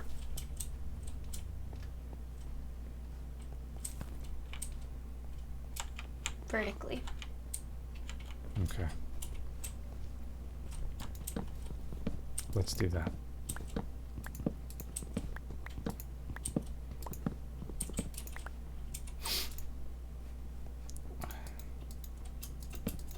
So after I finish these walls here, the base should be monster proof. So we can actually like venture out here at night. Let's see if I can strip these. Yeah, that'll do. Xavier says he's just now tuning in on Mixer. Man loves his Mixer. He's asking, what did we decide to build? We decided to colonize a mountain biome. I would estimate about 3,500 blocks, voxels, away from Volcano Base, which is our main base. Just to further explore, because we're not really decided on what the next major construction project is going to be. This kind of just gets us, continuously exploring, which is the objective, really. If when you play an RPG, Like say you get like a new WoW expansion or something, right? There's the main quest line, and then all this other stuff pops up. That it adds up to like 10 times more time investment than the main quest line if you do all the other crud. Our main quest line is to explore this seed, this world. Really, that's the objective. And that quest line never ends if you understand the mechanics of procedural generation.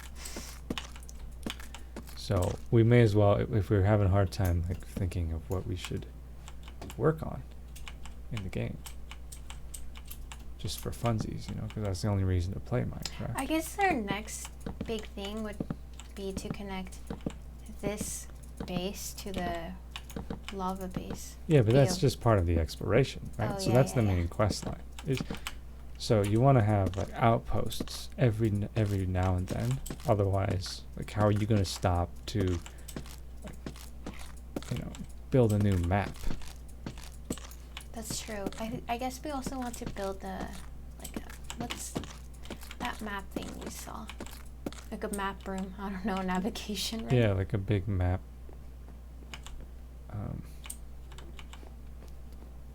Yeah, we'll get around to doing that. But I already explained to you that the difficulty with doing that is getting the item frames, which require leather. Lots of leather. And we do not turn our cow friends into leather. So, I'm not sure. I'm trying to convince Sweet D's brother, because he's a programmer. I'm trying to convince him to write a vegan Minecraft mod, so that you can build every item in the game without animal products. Maybe there is one that exists. Have you Googled it? I think so. It wouldn't be hard, because you just have to like say, so the recipe for a item frame is paper and sticks, Yeah. or wood and sticks. Just make it possible to build an item frame without using leather. So that leather just becomes this totally unnecessary resource in the game, as opposed to it being totally necessary like it is right now. Anyways, Xavier says, I don't know how you guys found enough rails to connect your bases already. I've been searching for eons to find a mine shaft. Dude, just build them. Build them using iron ingots. 6 iron ingots translates to... That's a lot of mining.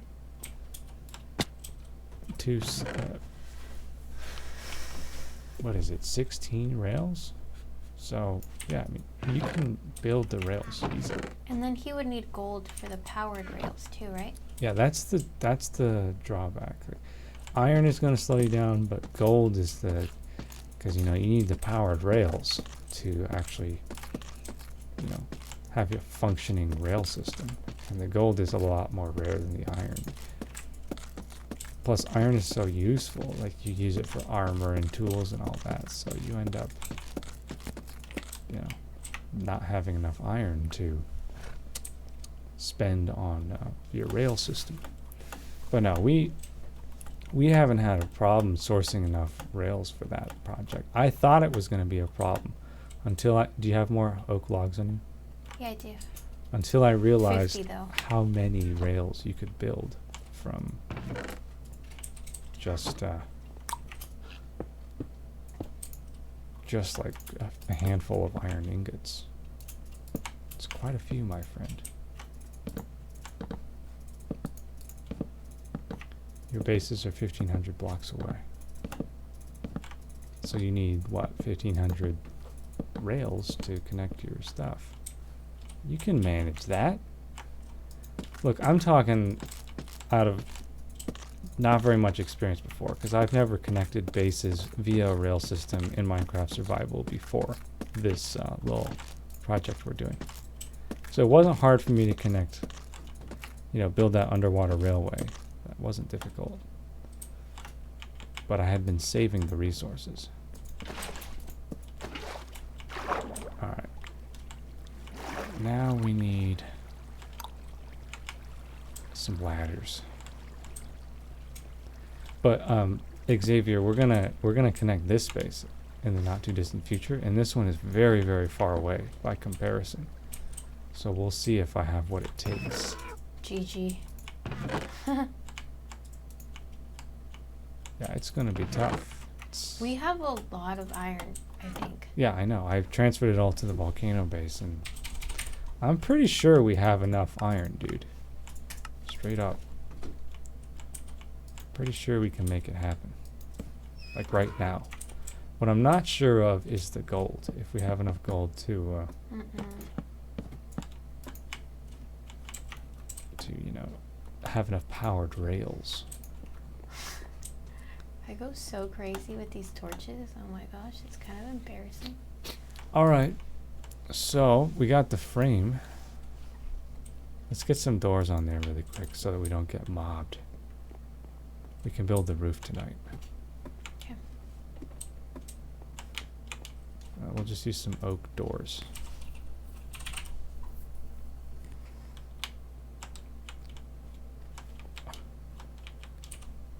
Maybe we can use the birch. Let's do that. Let's get some birch door action in here. I think it's just like doink. Yeah.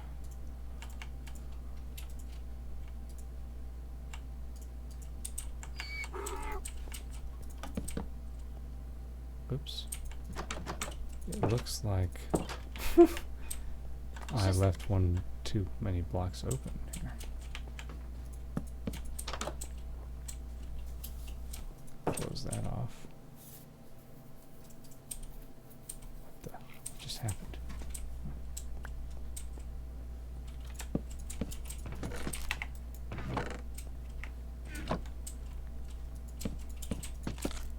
How do you do that?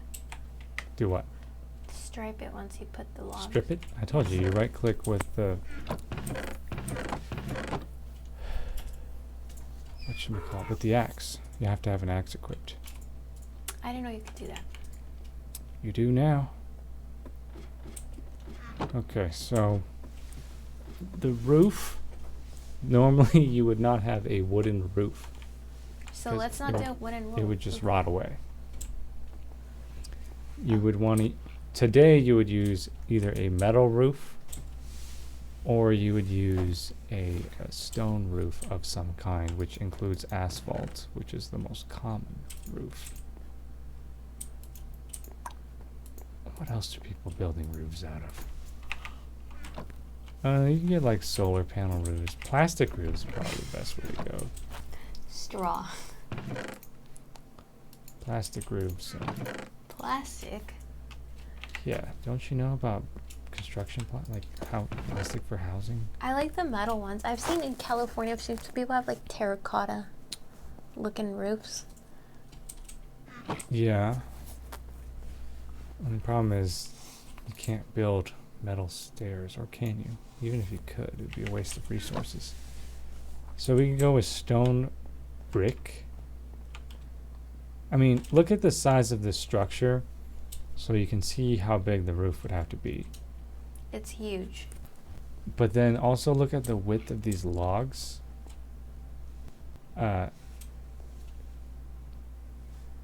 Architecturally speaking, these walls could easily support a stone roof of that size. You would just need cross beams. Oh, that'd be so cool to have cross beams, like exposed beams. There's also clay, as Keen Fraser has just pointed out, but I don't know if you can build clay stairs. Because we gotta have the stairs, bro. I mean, I guess you could use the slabs. Yeah, look it up really quick. Can you build stairs with...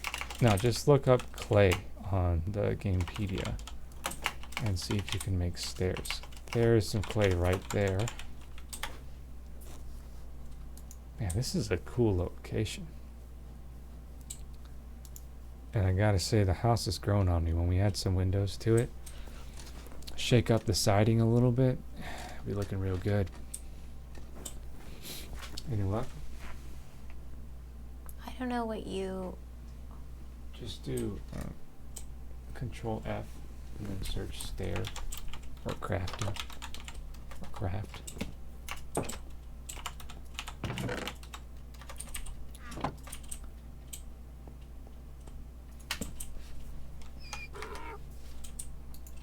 Pretty sure you can. Well, let's just go get some clay, that is. Let's sleep really quick. Okay.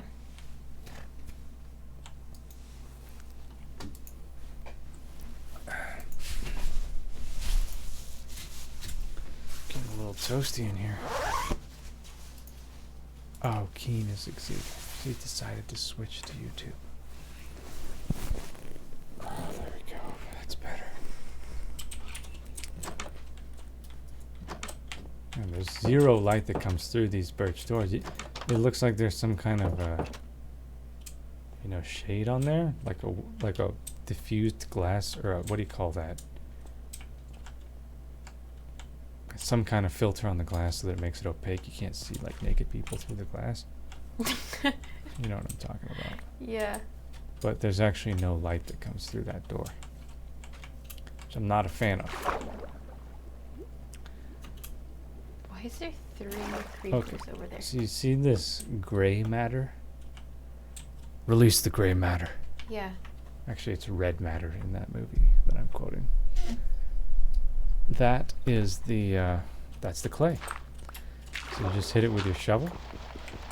And there's a penalty for shoveling underwater, and you want to make sure you don't drown. But all we do is we fire this stuff in the furnace, and we make bricks. We can What happened? we can make brick stairs. I know we can do that. But brick has seams in it, mortar seams, IRL. And mortar does not block water very well. It's permeable, semi-permeable. So while fired clay does make good shingles, brick stairs would make terrible roofing, I promise you. Not only would it be super heavy, but it would also be leaky. Especially in a rainstorm. So let's just take this back. Well, there's another, what would you call this, like a vein over here? A patch of clay. Grab this one too. Release the red matter. You're hogging all of it. Oh look, there's salmon in there.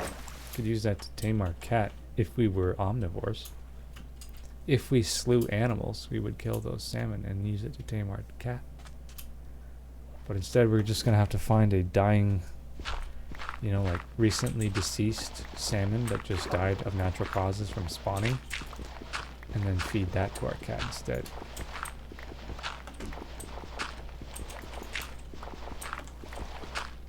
Because we do not end the lives of our aquatic friends. Let's just grab a little bit more. You're addicted. No, we haven't really built with clay so far. You haven't even seen it, have you? No. We've got some bricks back at Volcano Base. Okay, that's enough. We should have enough cobble to make some furnaces, but what we don't have is fuel. And I haven't seen any coal around here. I have coal. Oh. I brought some with me. Okay, good. We have a couple stacks. So let's just make ourselves... 4 is too many for this size base, so we'll go with 2. 2 furnaces. And we'll put it right here. Keep Enchy warm. And then you just can you put your coal in there? Okay. I'll put it in there. We got a lot of clay. Man, those blocks really break into a lot of clay. There you go. Alright, so we'll just wait for the... We'll wait for the bricks to come out of there. In the meantime, we can replace this floor with stone bricks. Whoops! Just broke the doors off. My bad.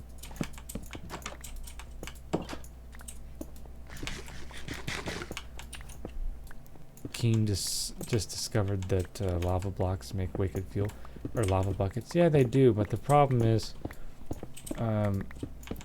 you got to get a source block of lava in order to do that, and those aren't particularly easy to come by. You're gonna have to go deep underground to get your fuel. So that's why I prefer coal, even though coal is dirty. As you probably well know, it releases all types of nasty stuff into the atmosphere. And while we don't breathe the air in our Minecraft world, it is something to consider. The most sustainable fuel, it has got to be the kelp blocks.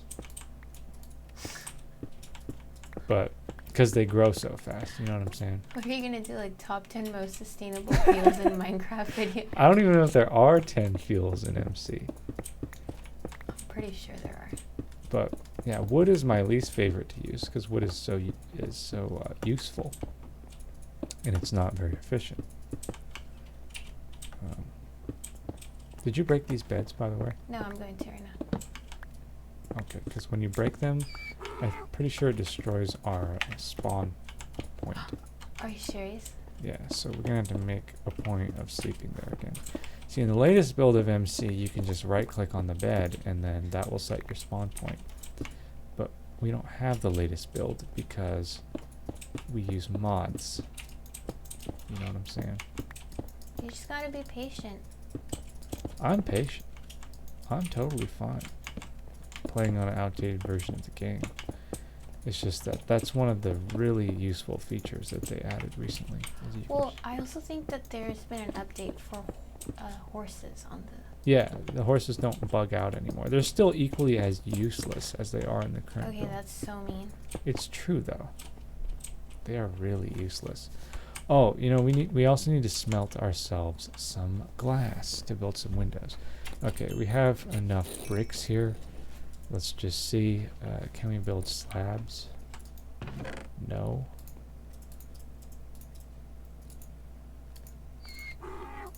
Okay. Pretty sure we have to build bricks first. Doink. And then can we build, yeah, so you can build a brick slab, which would make, I mean, just bricks would be a terrible roofing material. But here's what, where'd you go? Oh, here. You getting some sand? No, but I can. Well, that's our next step, but hold on. This is what bricks look like. Oh, what? So you would build. Oh, they're so cute. Oh, damn. So you see these the white seams? Yeah. That's where the water would come through. Oh. You know? Mm-hmm. So it would be kind of a derpy thing to build your roof out of because it would leak. But yeah, we don't want that. Just look at the color. It's so pretty. Do you think that having brick on this house would look good?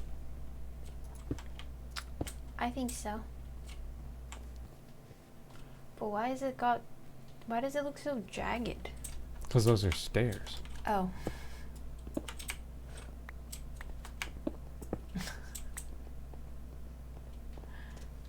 Put those back. Put those back where you found them. That comment right there. Yeah, dude. You should get some help with that. I'm not going to read your comment because we have children. that like to watch our videos from time to time. You know what I'm saying? But the activity you're describing is not. It's not good for you. You should seek help. You know what I'm saying? You should get on that. What is this? ASMR. I'm here for you, man. If you need help, just let me know. There we go. Might have to set up some pressure plates for these doors. Oh, guess we don't need stairs on this side. Fail. How dare you? Okay. I gotta crack my back. So we just gotta decide what to make this roof out of. What's it gonna be, Sweet D? Cobblestone. Cobblestone? No, I'm just kidding.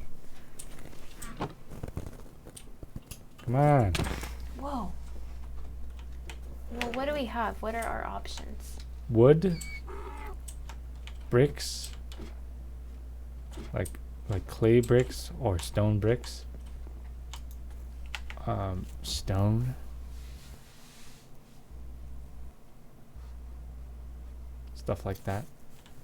I like the stone because we have the stone going on the outside. But how would the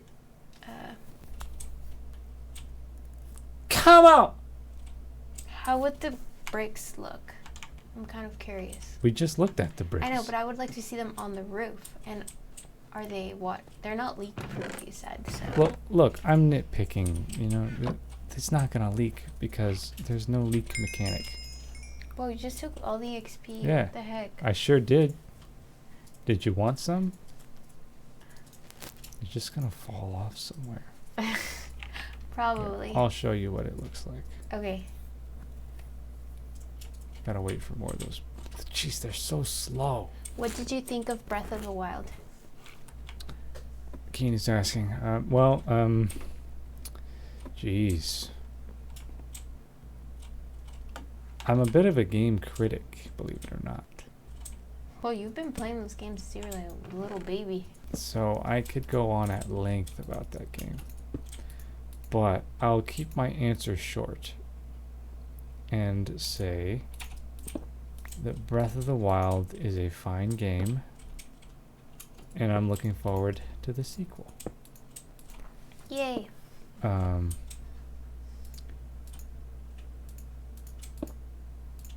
say my favorite thing about it is the freedom and the art style.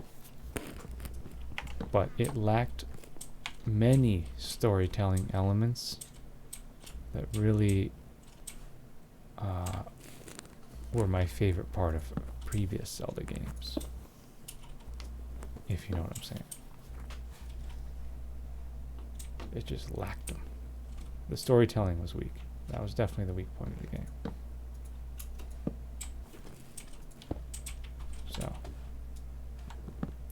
hope that answers your question there, Mr. Keen.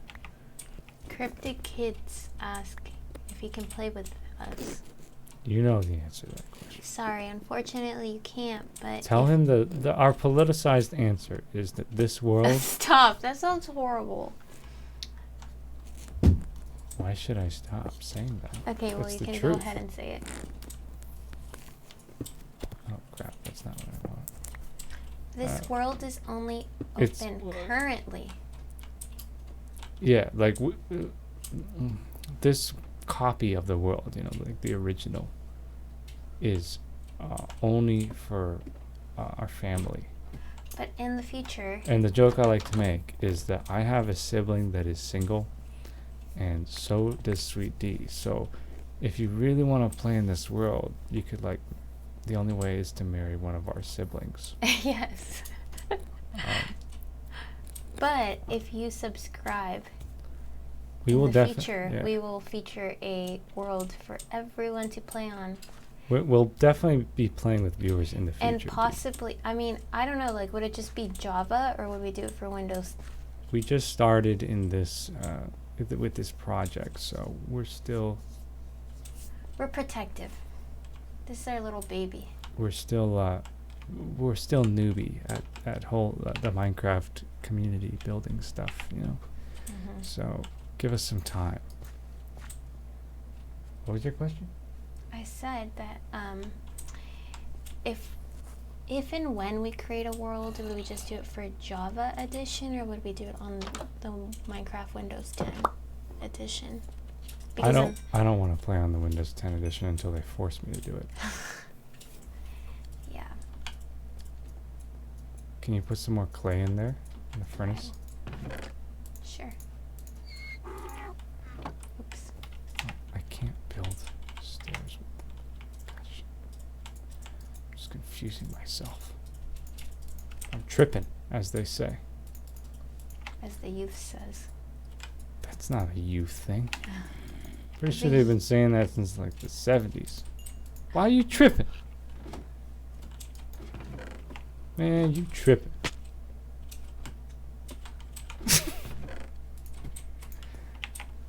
This is a cool area. So, you want to give me your thoughts? Sure. You gotta come out. Like, oh crap, that hurt. I don't understand why that happened to me. What happened to you? I fell off the roof. I'm not about to fall off either. Come on. Ladders in this game, I tell you. They're just dysfunctional.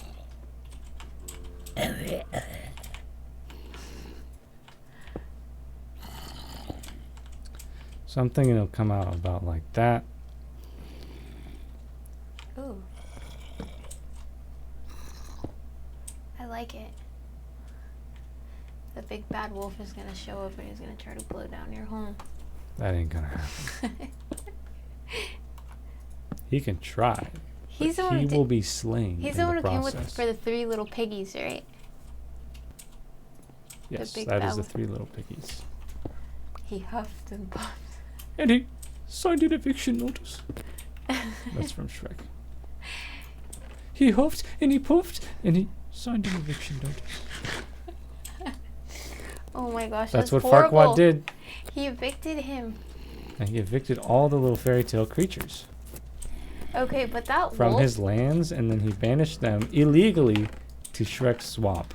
Okay, but that wolf in that Shrek verse is something else. Yeah, he's kinky. He likes to cross-dress. Indeed. I like those movies. Yeah. Oh, the trader's here, FYI. Why is he always coming in at these ungodly hours? He's a weirdo, if you haven't noticed. Alright, let's sleep and then have a look at that situation out there. We don't even have any emeralds.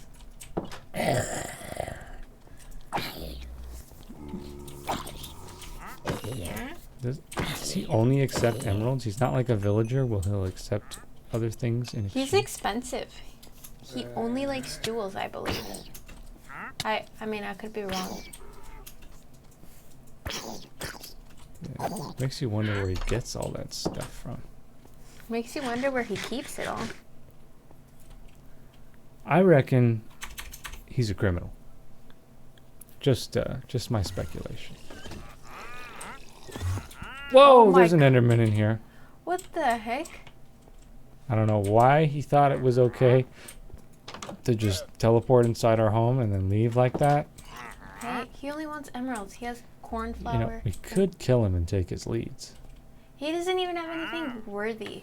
Look at what he has. Cornflower? What are you talking about? Packed ice. He's trying to come into our home. Nah, we'll pass, man. Alright. Look out here. Okay. You know, the way that roof is taking form. You see that? Yes, I'm looking. So what do you think? I like it. What are we going to do with this overhang? Well, that's to keep the water off of the house. Oh, I see. Oh, there's a creeper right there, FYI. Oh, get away from him! Oh my gosh, William, he's like... Oh, my game is bugged out. You were just frozen. Oh my gosh, and I'll there's take an care of Enderman it. right over there. Alright, we need to take care of that Enderman because he's just like stalking us right now. He's a creeper. Here he is. Where is he? He's learning his lesson right now. What?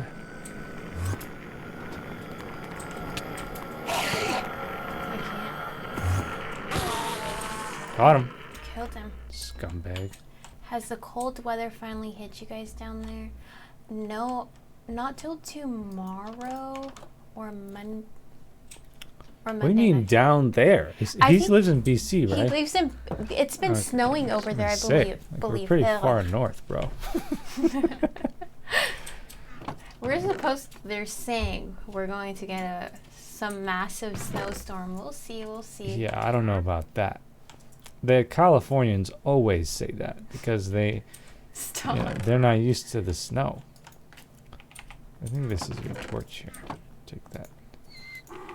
You know, they always overreact about the snow. And they say that here in Washington, people that were born in Washington are now a minority of people who live in Washington. So, like, you know, most people that live in Washington nowadays. No, I saw it's supposed to get like 21 degrees on Monday night. Doesn't matter.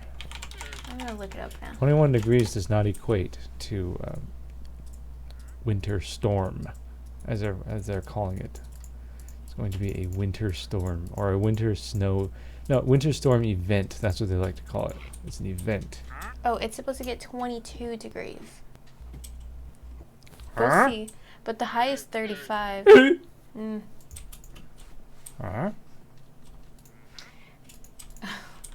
I just always think of that night last year where we did get that massive snowstorm and some... Okay, yeah, last year we got a 100-year storm. Okay, and it was intense. But we got that one night where it was like 15 degrees and some idiot drove into a... Probably from California. Yeah, I'm from California.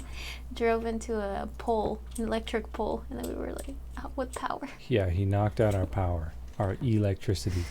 Because he was like on the road thinking it was like SoCal and that, you know, you just continue driving normally when there's ice and snow all over the streets, and he's just like, and then he right into our telephone line. And I think we heard it too. We were like, wow. Like this pole is, you know, like a, jeez, what would you say, like a 30-second walk from our home? Yeah. And he just freaking took it out, like knocked it over. And then we lost our power. And he was to blame. Keen says Monday it will hit -10 and Tuesday -15, but that's Celsius. So it'll be around like 14 degrees and 20 degrees around there, I think. That's cold. Yeah, that's pretty normal though. See, we've had a very warm January so far, and it has been so wet.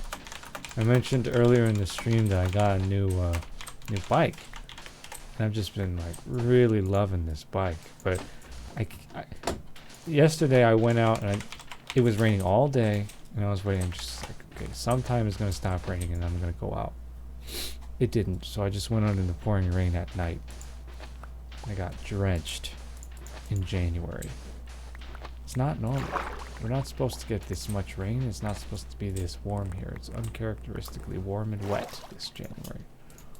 So I've been awaiting the cold front and the snow because this is supposed to be the coldest month out of the year. You know what I'm saying? Well, you enjoy sunny, cold days. I love winter. You know what? I like winter too, but I don't like the amount of rain we've been getting lately. It's just too much. It's overwhelming. Western Washington is flooded like 3 times this winter, and that is not normal. Yeah. King says that the weather. I think he lives in DC, right? Yeah. Says that it's been warm and wet too. Yeah. Oh, this rain is just too much. Oh, it's snowing over there right now. Interesting. Have you ever been to Vancouver when it's not snowing? interesting I wonder it's what totally it's like normal. over there. But their city is not as hilly as Seattle is. No, it's not.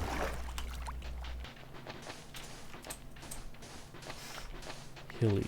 I don't think that's a word. I don't think that's a word either. Whatever. Are you collecting sand? No, I'm cutting down trees, but I can collect sand now. We don't need that much. It's just for windows. What we really need is you to keep making those bricks. Okay. So I'll get on that right now. that means collect. I think we probably have enough clay to finish the roof. We just need more fuel and more bricks. So you need to keep firing the clay. Yeah, he does live in BC. I love. It's beautiful up there. Oh yeah, dude, BC is such a beautiful place. British Columbia, for those of you guys that don't know what BC means. It's not Burning Crusade. It is British Columbia. And it is a province. I believe it's the largest province in Canada. Could be mistaken on that though. But there's just so much untouched wilderness up there. It's heavenly. Okay, we definitely need some more furnaces up in here. Up in here. Up in here. Y'all gonna make me go all out. Up in here. Up in here. Y'all gonna make me act a fool. -5 extra cold. That sounds so cold. You gotta make sure that your pipes don't burst. Where? He lives in Vancouver, BC. Yeah, I know that. How many more times are you gonna say it? For crying out loud. Jeez, you're just stacking it up with these furnaces. Yeah. Needs to be done. Uh-huh. Come on, I thought I told you to stay on top of this coal production. I'm gonna send you into the mines and start digging. I'll log off. Because you need to get us some more coal. Some more fuel. I got 64 stacks on my first top 2. Told you. Oh, he dropped a lead out here. Fantastic. I don't actually know how to make these things or where to find them. I don't think you can make them. He dropped one, and he's got the other. Well, let's kill him. Not vegan. I don't trust him. Yeah, definitely collect the leads. Where's the glass? I'm firing it right now. There you go. Just keep up with the bricks. Come on. Come on, you're running behind already. Okay, okay. Put them in the bottom left. Put them in there. Oh, you have to put the bricks back in? No, we don't need more glass. Come on. Put the bricks in the top ones. Or the clay in the top ones. I already did. We don't have any more. No more clay? Yes. Oh, no. Time to go get some more. I'll just put the blocks, the bricks. Y'all gonna make me act a fool. Up in here. Up in here. Damn. Oh, this is what I need. I've been hoarding the bricks.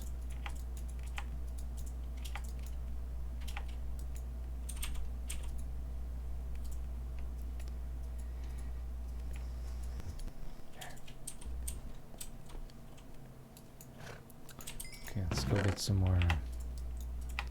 I can't believe we decided to make the roof out of bricks. You're the one. Whose idea was that? Probably yours. I don't think so. I said, let's do cobblestone. You were like, cobblestone? It's just so standard. So? So lazy. It's the best way to describe it. Sometimes you're just looking for easy. I like how he dropped the lead. So random. He gave it to us. And by extension, I presume he would be giving us his llama as well.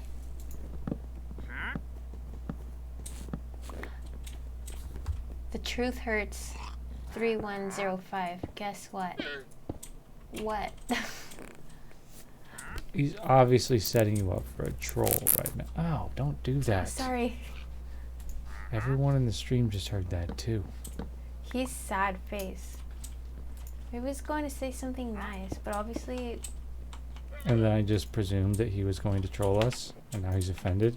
Yeah, now you blocked him. You blocked his troll.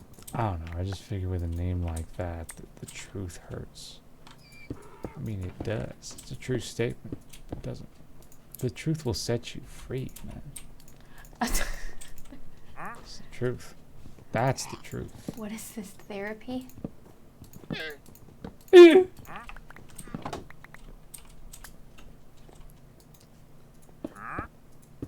Windows. sad now. You made that person sad. I'm sorry. It was not my intention. Great. Now I'm going to have to move this ladder. God. He's just out there chilling, wanting to come inside our home. He's like, hello, let me in. Never. I'll never turn to the dark side. You failed, Your Highness. I am a Jedi, like my father before me. Okay. Okay, Kylo Ren. Not Kylo Ren. Y'all going to make me act a fool up in here? So where should we put our ladder? Put it right over here. Where is right over here? You know, it's funny, you talk about a windstorm, now there's like a huge wind gust. Yeah, I'm pretty sure they can hear that. That ain't no storm, though.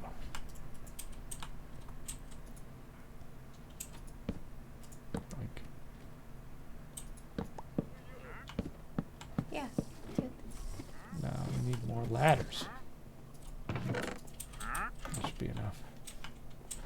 You gotta be careful on these ladders with no guard on them. The truth hurts says that his whole being is spiraling into a deep state of depression. I assume he's not joking. Well, you should go see a therapist. Not everyone, it's not an option for everybody, woman. Well, then what would you recommend?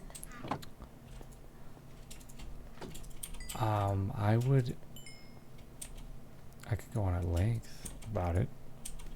You should. But I would say that depression is a normal part of human existence. It's part of being a human being. And in fact, if you observe the... Oh, crap. I'm sorry. That must have hurt. He says he hasn't, all because I had the knowledge to share and he's too poor for therapy. That's okay. Therapy is really expensive. And it should not be as expensive as it is. And it should be accessible to all. Mental health is very important. Yeah, so... My friend Lao Tzu, you might know it. Author of the... What's the English translation? The Book of the Way? No, it's the... The Eminence of... The Book of the Eminence of the Way. Yeah, that's the formal translation into English. He says that there is a time for being in motion and there is a time for being at rest. And so I'm the sort of person that, you know, if I'm not being productive, I get depressed. I think that's most people. But what you must understand is that you have to rest. And if you really think about the term depression, it means a lot of different things, but you can learn a lot about studying the origin of words. can learn a lot about English or just language in general by studying the origin of words. And so depression really, I think, is a combination of the word deep and the word rest. Deep rest.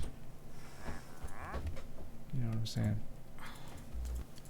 So sometimes in life you go through things, maybe it's traumatic things, usually life-changing things, and also a part of life is failure and letdown and sadness and disappointment and all these things. It's all part of the human experience. And depression is the way you get over it. Everybody gets depressed, man. There's no way out of it. Anybody that tries to tell you, nah, dude, I don't get depressed, I don't have time for that, they're lying to you. Straight up, they're lying to you. Or they're just not even aware of their own situation. They're not being honest with themselves. There's nothing wrong with being depressed, and that's what you have to understand. So,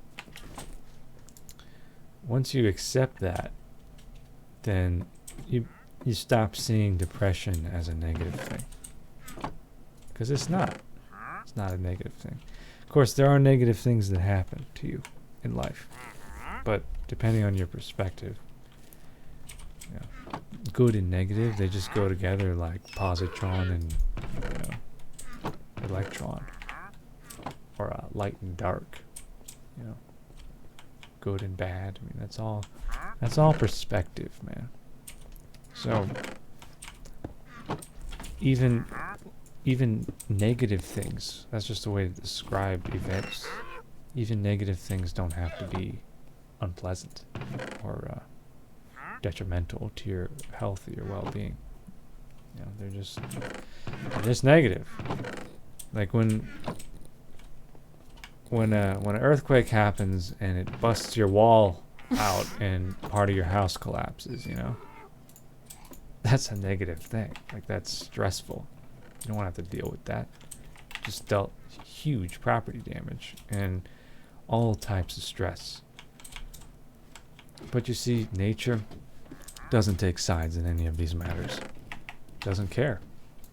It's like, yeah, you're just an earthquake. It's what happens in an earthquake. You just got to deal with it. See what I'm saying? All those things, all those difficult things that happen in life, they just strengthen you. They make you stronger, better person, more capable person. And that, my friend, is a positive thing. So, don't beat yourself up about being depressed, because look, number one, it happens to everybody, and number two, it's happening to you for a reason. So you got a lot of time typically when you're depressed, so you like sort things out and figure yourself out. Figure out first why you're depressed. Understand why you are resting, which is really all it is, and what is important about that. Like, what's the reason for you to rest? What comes out of rest? And the answer is healing. Typically, almost always, you're going to heal from that. And when you're done healing, when you're done being depressed, you're going to be stronger, you're going to be more capable, and you're going to be ready to take on the rest, whatever life has in store for you. So don't worry about it. That's my advice to you. Don't take it. It doesn't have to be a painful experience. I mean, look, it's going to be painful. You can't avoid that. But what I'm saying is, you have a lot to gain from it. Is that creeper attacking you, or the Enderman? No, I just saw it. Ugh. I heard him. Why? And I saw him too. He's out in the front. I'm over them. Just have your shield equipped, and if he attacks you, I'll come deal with him. Keen saw your introductory speech for your city council campaign. He says you seem to be a quite good speaker for your first time running for council. And he says he likes your take on environmental changes. And he also believes that they should take place locally rather than federally. Yeah, dude. One of the things I tell people around here is So everybody's all stressed out about climate change, right? If you're a parent, you're freaking out about it because you're like, oh, my child, is gonna have a horrible environment to live in, and the world's not the same anymore, and we just messed up, and we're leaving our children this effed up ecosystem where it can't sustain life, and it's gonna be so unpleasant. I don't know what amount of that is true. Like, I'm not a climate denier. But one of the things I try to tell people is that a lot of this is out of our hands, right? It's a natural process. Now, to the extent to which human beings are accelerating the process of climate change is really kind of unknown. We know that it is definitely a factor, but the degree to which it is accelerating climate change is unknown. And anybody that tries to tell you they know, like, the ratio between, okay, so we're coming out of the last ice age still and have been for millions of years, really since the inception of Homo sapien. So that's been happening throughout all of recorded history. The percentage of the Earth's lifespan when it has both a frozen north and a frozen south pole is actually the rarest period of time based on geological evidence. It's usually either the North Pole is frozen or the South Pole is frozen. It's not common when both of them are frozen. It's an indication that we're still coming out of the last ice age and that the planet is going to warm and has been warming. But anyway, so the most important thing is to understand that a big part of this is out of our control, and it's natural. And that's where you get the conservative argument where it's like, whatever, it's just climate change is just going to happen. It's a natural process, and let's not worry about it. Let's just go about our lives. That's the more sensible conservative viewpoint on the situation. The more toxic is that it's just a hoax, it's just whatever, just a bunch of liberals crying and making stuff up, trying to fearmonger and win elections and stuff. That's the more toxic viewpoint, because this is a scientific matter and it's very easy to prove. But what I try to tell people to put their minds at ease, or at least motivate them to get involved and do things, is that the solution for something like climate change, it's not going to be one solution. There's going to be many solutions, and they're going to need to happen all around the same time. It's not going to come from Washington, D.C. It's not going to come from national government leaders like in Congress. Give me a break. I mean, these people hardly even know what a Facebook ad is. They can hardly figure that out. He doesn't live in the United States. Well, whatever. I mean, I don't want to minimize the importance of Canada by any means, but look, the U.S. and China are the primary emitters of greenhouse gases. They're the largest economies in the world by far, and they also have the greatest ability to do something about it. So even if Canada is like super progressive and comes up with all these innovative solutions and becomes carbon zero or even carbon negative, it doesn't matter. See what I'm trying to say? If the rest of the world is not with you, it doesn't matter, because this is a global concerted effort, and it's not really a matter of nations. It's a matter of planetary change, and it's a human matter, or even more broadly speaking, it is a matter for all life on Earth, because it affects every life form, not even limited to the human beings.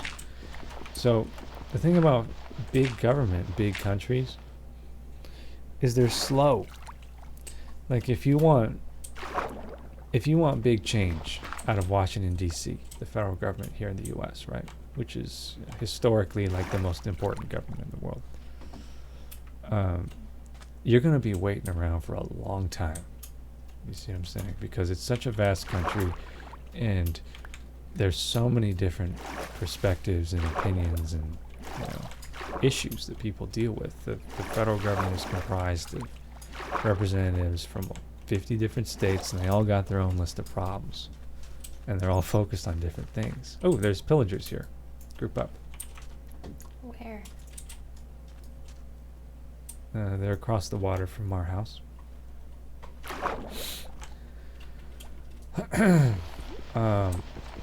So, because Washington, D.C., number one, is extremely dysfunctional, right?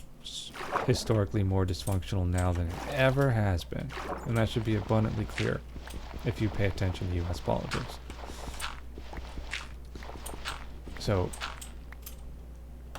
really, given the size of it, the nature of it, and most importantly, the dysfunction, the corruption, why would anybody wait for Washington, D.C. to figure out what to do about climate change? You know, you got AOC running around with her loud mouth talking about climate change and the Green New Deal, and she's gonna like save us all with her policy proposals, this federal legislation about how we're gonna transform the economy by taxing certain products and banning others, and providing subsidies for new industries. Yeah, I mean, that's all gravy, but she doesn't know how to fix it. Washington, D.C. doesn't know how to fix it. They're not going to figure it out. Why? Because it requires a huge amount of experimentation. You got to experiment with things. You got to try new inventions, new techniques, new methods, and then you got to study the effects. You got to study the results. And a giant government like that can't do that. They're too slow. It's too big. It's too cumbersome. It's too bulky. You gotta have a small community, like a city, and they've got to really put their minds to it and be like, okay, you know, these guys are trying that, and those guys are trying this. They're getting some success, but we're gonna try something else. We're gonna learn from what's working there, and we're gonna try something else entirely. You know, maybe it's a new building system, a new building material, a new type of irrigation to prevent poisonous runoff from getting into the natural water supplies, or like building a hempcrete neighborhood and measuring the cost and the amount of sequestration.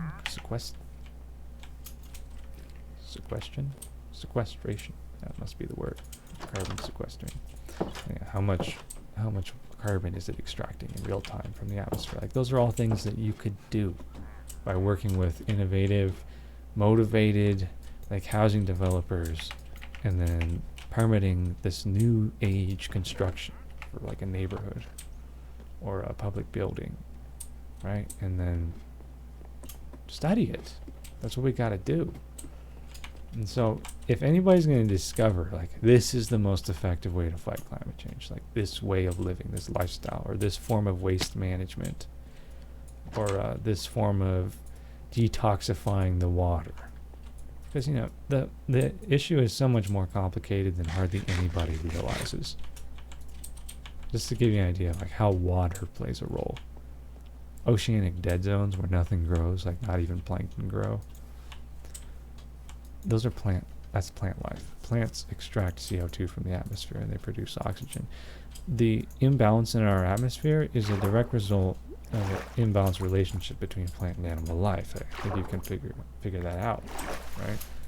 When you cut down forests and you desertify grasslands to create a pasture for livestock, and then the livestock not only kills the plants, but it also eats a lot of food, and it emits huge amounts of like methane and CO2 and nitrous oxide, and these other chlorofluorocarbons that are actually exponentially worse in terms of insulating the Earth's atmosphere than carbon dioxide is.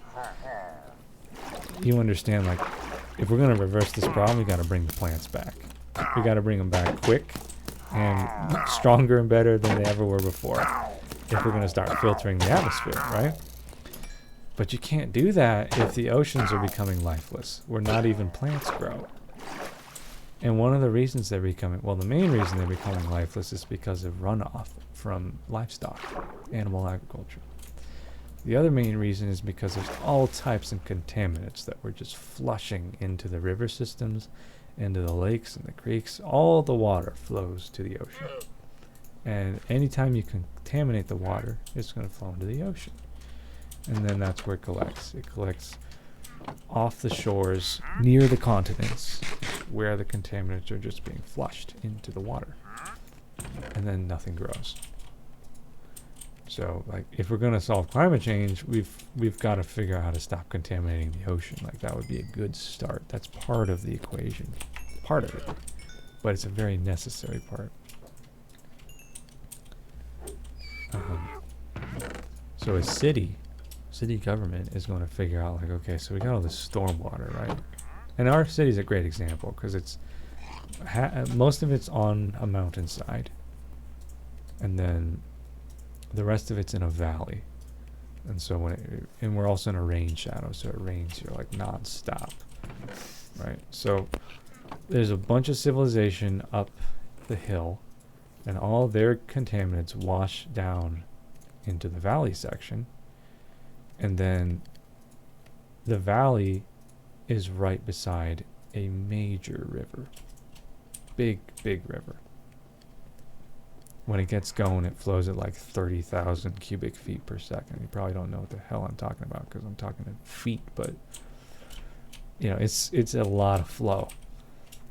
And all that just drains directly into the Puget Sound, which I'm sure you're familiar with, which is another way of saying the Pacific Ocean, right? So anytime somebody's got a leaky car, you know, the car is leaking oil into the neighborhood, all that oil ultimately gets washed right into the river, and it goes straight into the Pacific. So if we can come up with a really like high-tech, innovative system to stop that from happening, we're the ones that are going to solve the oceanic dead zone problem, right? Because we already know how to stop all the, pardon my naughty language, all this shit from flowing into the ocean. We just got to stop farming livestock and washing all their fecal matter directly into the water supply. That part's easy. And you try to tell me, oh, we got to have meat in order to feed our people. That's just a false statement. We don't. That part's easy. The harder part is actually filtering the stormwater before it goes into the ocean. And the city's going to figure that out, I guarantee it. And then the county's like, okay, what these guys are doing is working. And then the state's going to be like, okay, what this county's doing is working. And then the Fed is going to be like, okay, what that state is doing is working. You see what I'm saying? That's how real change happens. It starts from the bottom. And anybody who's ever been massively influential in American history or any kind of history, they'll tell you the change always begins from like the community, from the neighborhood, and it makes its way on up to the top. And so what I'm trying to tell people is to stop looking to Washington, D.C. to solve their problems. Because what does the federal government really do for them? Nothing. We're trying to make it so the federal government helps them. But right now, it's just adding stress. It's sucking tons of money out of their paycheck every week or every month, however often you get paid, every year. And most of it's just going straight into the military-industrial complex, and it's being used to bomb people. I mean, that's the sad truth of the situation. So why are we looking to that government to solve the problem? You know what I'm saying? They're not going to solve climate change. Anybody who thinks they're going to solve climate change has got another thing coming, because they're not. Okay, this is not symmetrical here. I know. Which means that doorway is not symmetrical. I thought it was. So we only need one door. Well, sometimes your city council can be ineffective too. Oh, most of the time it's ineffective, dude. We got a horrible city council here. And I don't care who knows it. It's really bad. And I was certain I was going to win that election, by the way, because our city council is so bad. But you know what I realized? When I was knocking on people's doors, saying, hey man, let's chat about our local government. First of all, most people think you're soliciting, which legally, knocking on people's doors, asking for votes is not soliciting. That's called our political system. That's called our government. But these people, some of them, were legitimately upset that I knocked on their door while the Seahawks game was going on. Football, man. They were more concerned about foosball than they were about their local government. And, we live in a small town where we got a population of like 14,000 people. So the people who live here have the privilege, that's what it is, it's a privilege, of being able to meet and have a relationship with their elected representatives. Most people in this country don't have that privilege. Most people in the world don't have that privilege. And these people, they take it for granted. They're just like, hey, yeah, you're running for city council, or you're on the city council. Don't care. Please don't interrupt my football game. You're bothering me. Like, that's how some of these people react when you ask them to get involved in their local government. And so once I digested that for a while, I realized, well, I'm really not surprised I lost the election, actually, because I'm actually trying to change things. And obviously,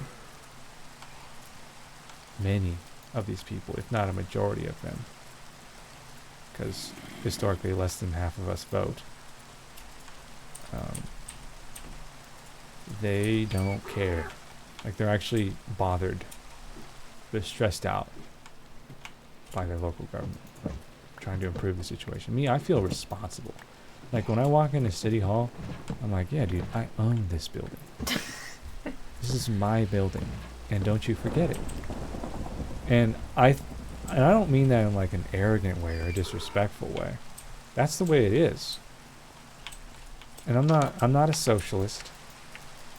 I definitely appreciate the socialism we do have in the United States, because make no mistake, we have a lot of socialism in this country, and people just don't seem to understand that. But I don't identify as a socialist, but I feel a great sense of pride when I walk down my sidewalk. Notice I use the word my, and I'm like, yeah, this is my sidewalk. And I share it with everybody else who is a stakeholder in this city, who pays taxes here. We own this city. It belongs to us. And that's the mindset that I wish more people had. Because if they thought that way, like a sense of communal ownership, then they would actually care more about their government, and they would care more about their city, and they would be more involved. But people are so like cloistered away and selfish that they just don't pay attention, and they just don't care. And that was the biggest learning experience I had running for local office. And it was a wake-up call for me, for sure. I had a lot more faith in my community than I really should have, frankly, going into it. I can see that Sweet D is getting tired, and this roof is taking us a very long time. It's okay, we can keep going. Whoa, that lightning was green. I know, I've never seen lightning. I mean, well, I have, but not in the game. So, do you need more clay? I assume you do. Yeah. Oh, crap! Ooh, are you okay? Yes. I was just attacked. They were out there for you. They were waiting. No joke.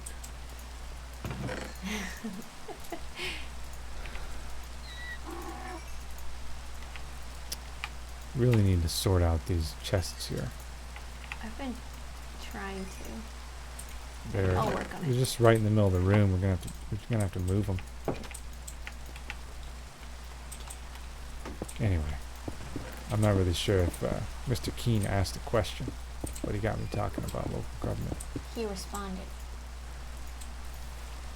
You think it's more likely humanity reaches the singularity and we are all cybernetics, gaining the ability to not need clean air/water before we regain the ability to live harmoniously with nature? Yeah, it's a pretty insightful way of looking at it. But just because you become a cyborg does not mean that you do not have your vital organs, which are organic, and maybe you can replace them all with cybernetic parts, but that's not going to happen anytime soon.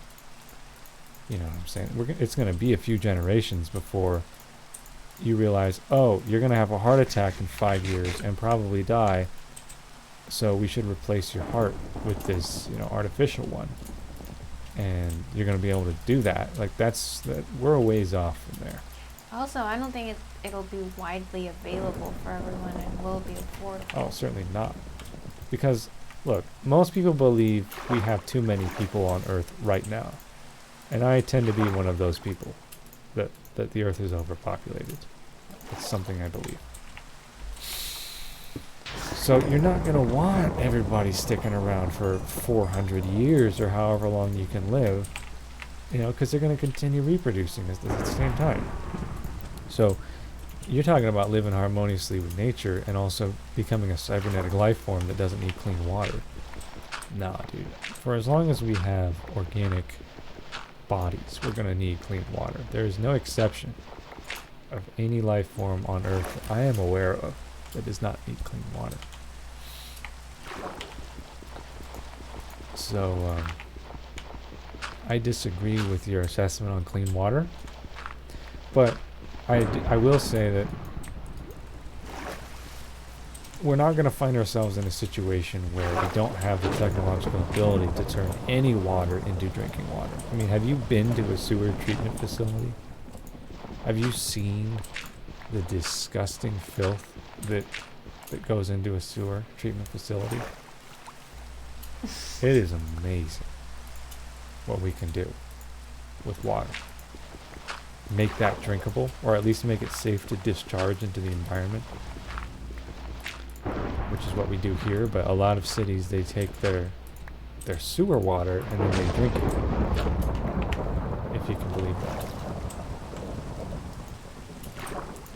I just heard a creeper explode. Maybe he got struck by lightning. I think it's lightning. Yeah, you're talking about a situation where things get so bad that we adapt to live without clean water until we evolve to the point, or enough of us die off, that... But there's also a good amount of people presently that do not have access to clean water. Oh, yeah. And a growing number of them. Yeah, and it is continuously going to become that problem, where people also do not trust their local city water, so instead they go off and they're buying plastic water bottles. Yeah, like we have very good water here. Like, we're very fortunate. Not only do we have great supply, but our city is wealthy and we have modern tech in our, water stations, our treatment facilities and all that. But even so, Sweet D and I filter our water twice before we drink it. You don't need to. No, it's safe to drink, but our neighboring city just had, and this is the Washington State, which is one of the wealthier, more technological states in the Union. Our neighboring city, in the wealthiest county in our state, had a salmonella outbreak. Yeah, for 3 weeks, nearly a month. They couldn't drink their water because some poo got into the well. That's a big deal, because there's several thousand people that were on that water, and that's a small city. Imagine what happens when Los Angeles's water supply gets contaminated. Well, oh my God. Yeah. It's going to happen. Like, if we continue in this direction, we don't stop with the factory farming, and we don't stop with the unsustainable lifestyle, the water situation is just going to get worse and worse.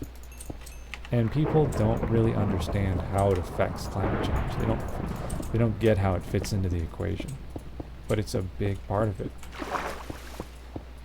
Because what's the point in having a breathable atmosphere if your oceans are toxic to the point where if you go in the ocean, you are going to become extremely ill and eventually die? You know what I'm saying? To the point where the ocean does not contain animals or even plants. that is we're talking like a totally acidified, a warm, acidic ocean full of toxic chemicals. That's the future we're headed toward if we don't stop what we're doing. And as you probably know, more than 70% of the planet is our ocean. So that you're talking about the majority of the planet, the overwhelming majority of the planet. And the only reason the land isn't like that, I mean it is like that, but the only reason the land will contain life after is because it's not entirely liquid. When something in the ocean gets contaminated, by extension the entire ocean is contaminated because of just the nature of water. Or you could bury some really toxic chemicals like in a landfill, right? And then you could have a water well 100 miles away, or a lot less than that, and you could get clean water out of that well. That's the way land is. Not the same in the ocean. And we are burying an inconceivable amount of garbage in our landfills. We're running out of space in our county to put our garbage. And this is a local government issue. Right now we're having the discussion. What are we going to do when we can't bury our garbage anymore because there's not enough space, like between our houses and our cities and stuff? Option A, pay some other area of the world to take our garbage and process it. Option B, build incinerators and burn our garbage.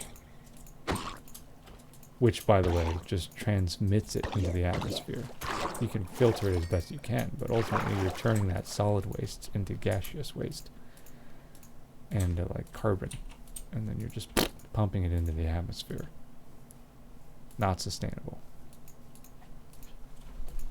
That's a conversation we're having in our local government right now. So you think you're going to go to Washington, D.C. and be like, hey man, talk to your congressperson or wherever.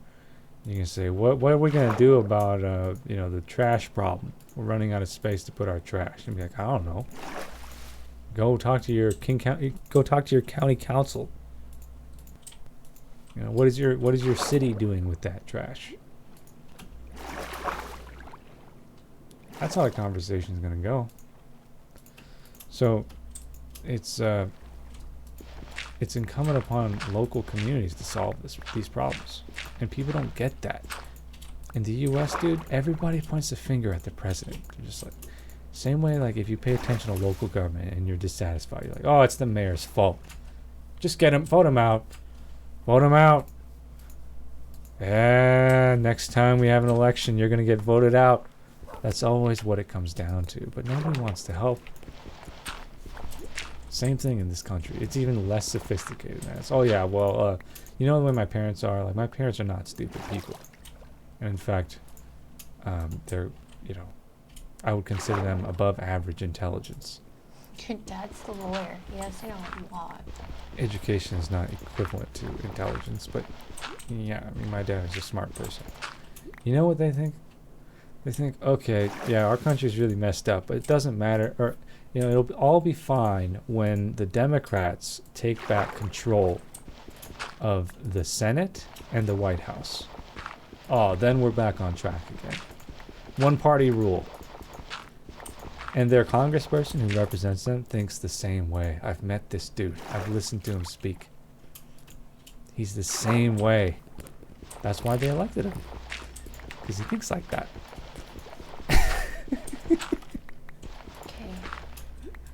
You're going really deep into this. Like, I don't think they want to hear this at like 1:27 a.m. Why not? I don't know, actually. They may want to. Maybe you don't want to hear it, but that's because you don't care about politics. No, I do care. What's your solution for global warming? What's my solution for global warming? Yeah, what do you want to do about it? I don't know what I'm going for. I'm doing the best I can. You want to have kids? You want our kids to live in Venus? No. I'd rather die. So what are you going to do about it? I don't believe that there's a planet B. I don't believe in going to Mars. I don't believe Elon Musk is going to save us. Yeah, first he's got to put someone there, and then he's got to have that person survive, and then he's got to have a colony there, which after we're dead, and, you know, the situation on Earth has gotten much, much worse. You might be able to send a handful of people over there. Maybe. Logistically, nothing adds up with his plan. So what do you want to do about it if there's no planet B?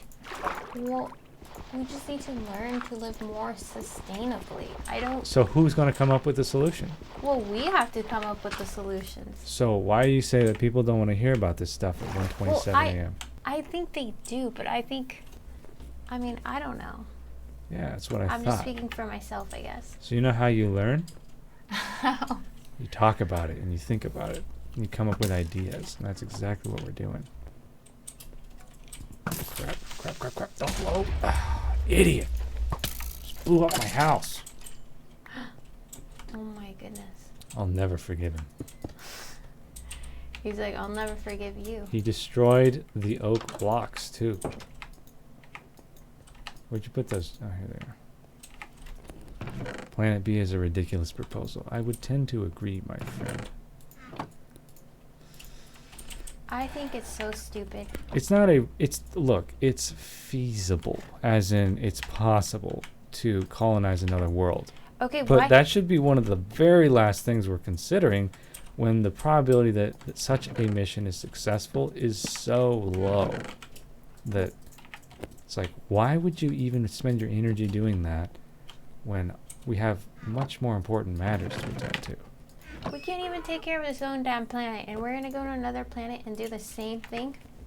Yeah. Cool. So Elon Musk he's a crazy person. I mean, I like him, and I think he's brilliant, but he's crazy. He is not mentally stable, and Planet B, you know, his little mission to Mars is not a viable solution whatsoever. That is money that they are spending on that could be used towards bringing access to clean water for third world nations, for people to have,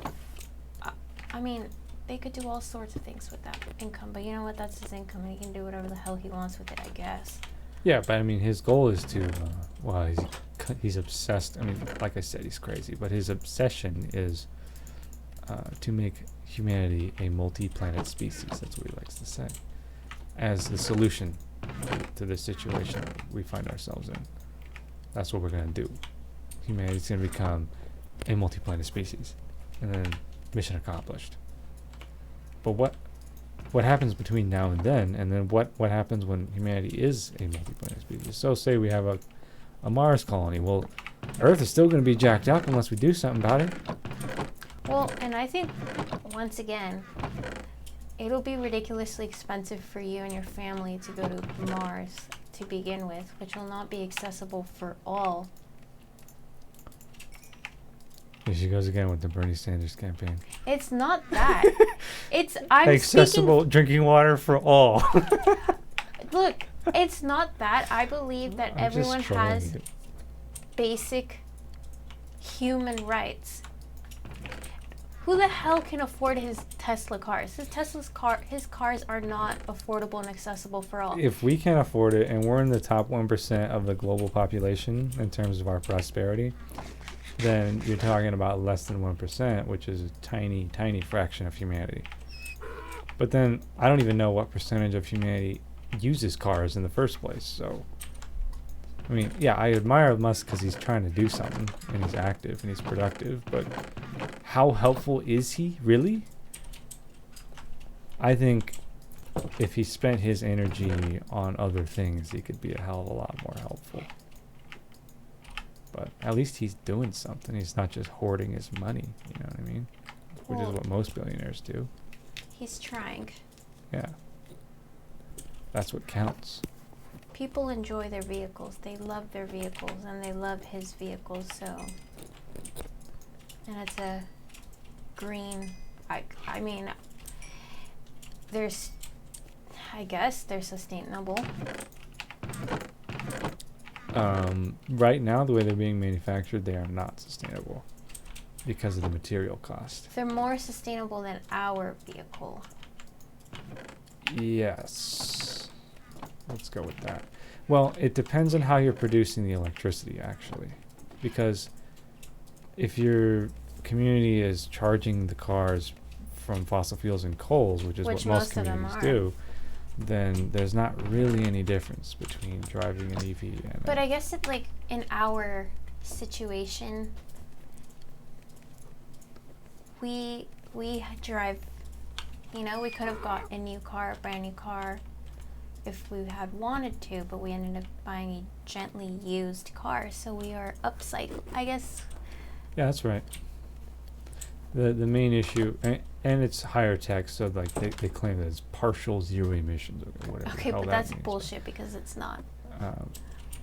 You know, it's higher tech, so there are fewer toxins that are spewed into the atmosphere when we drive than, say, a car built in the 2000s or like the 1990s, right? But it's still fossil fuels. But what my point is, people delude themselves into thinking, oh, well, I drive a Tesla, therefore I'm zero emissions. Well, every time you plug your car into the wall or into the outlet, whatever you want to call it, you have to consider where that energy is coming from. And chances are that that energy is dirty. It's dirty. As in, it is electricity produced by the burning of coal or fossil fuel, predominantly. It's more than likely the case. And so there could be an argument that it's not more sustainable, or it does not produce fewer emissions. In fact, there is an argument that that is the case. Now, if you're producing your own electricity or you're using solar, that's much better. But it's definitely not ideal. We need really clean energy, and we need lots of it. Oh, crap. Whoa. The most viable solution that's being discussed is the thorium nuclear reactors that Bill Gates has been working on, and Yang mentioned it in the last presidential debate. The only person that knows what the hell is going on with nuclear energy.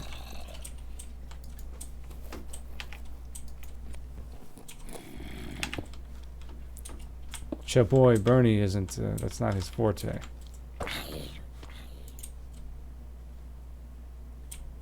The burn. We're not being sustainable in this Minecraft world. We're burning coal.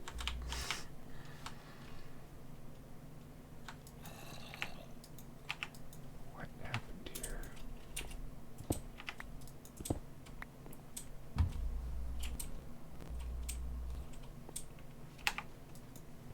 Well, it is sustainable because we're the only humans in this world. There's pillagers and villagers.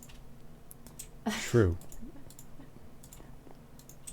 It's just a video game. But the global population of this world is so small that our coal use is sustainable.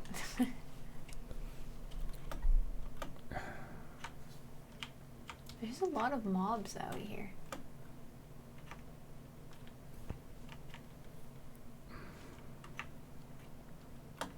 Beep, beep, beep, beep. Yeah, there is. Surprisingly. Beep, beep, beep, beep.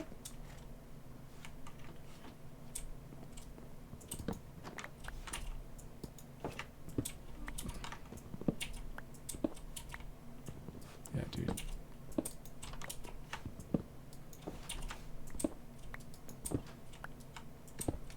Huh?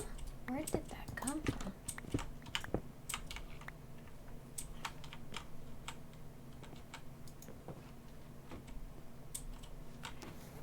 Keen says that in BC they're all powered by hydro dam. I don't really know much about the nuclear plants. I had heard they were quite dirty, but I don't know the details. I believe we have a nuclear plant somewhere here in Washington that's like been leaking, and there's been like radioactive tumbleweeds. And so they have like people working out there trying to catch them. Yeah, tumbleweeds. Those are the ones that just like circular and they just like roll around, right? Those yeah, in Eastern Guam. Yeah. That's pretty funny. We have a hydro. You gotta be able to laugh at stuff like that. We have a hydro dam here where we live, right? You mean in our city? Yeah. Yes. Yes, we do. Washington is powered by a great amount of hydroelectricity as well. Keen. It's a byproduct of living in a very rainy climate where you have a lot of running water. Whoa. Our governor, Mr. Jay Inslee, who recently ran for president, was trying to talk big game about Washington State, how sustainable we are. Because, we got all this hydroelectric power. Just like you over there in BC. And failed to mention that for almost anywhere in the world, hydroelectric power is not a viable solution whatsoever because they don't have the running water to do it. And not only that, but hydroelectric dams are not efficient. They could not possibly meet our global energy needs. They can only be used in a supplementary capacity. And they are environmentally destructive, as in they kill loads of wildlife. They cause man-made floods. And they constrict the flow of rivers. So they're definitely not an ideal solution. And in fact, they're a very old solution. It's very old tech. My great grandfather was a chief investor in the the Grand Coulee Dam.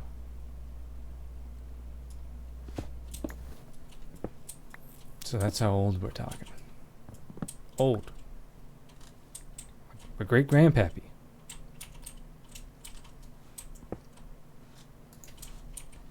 I don't know how I messed this up so bad. But I'm gonna fix it. Let's see.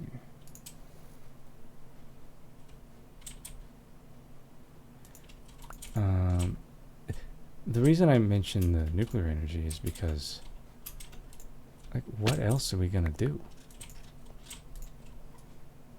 Just die. Yes, it's not totally clean. But they're getting cleaner with each passing generation of reactors.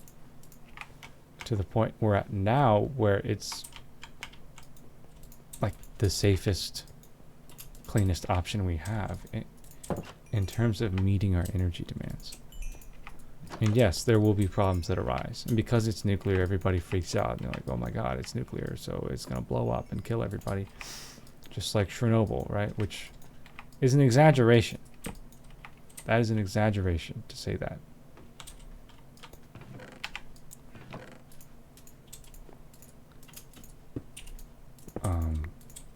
We need nuclear power.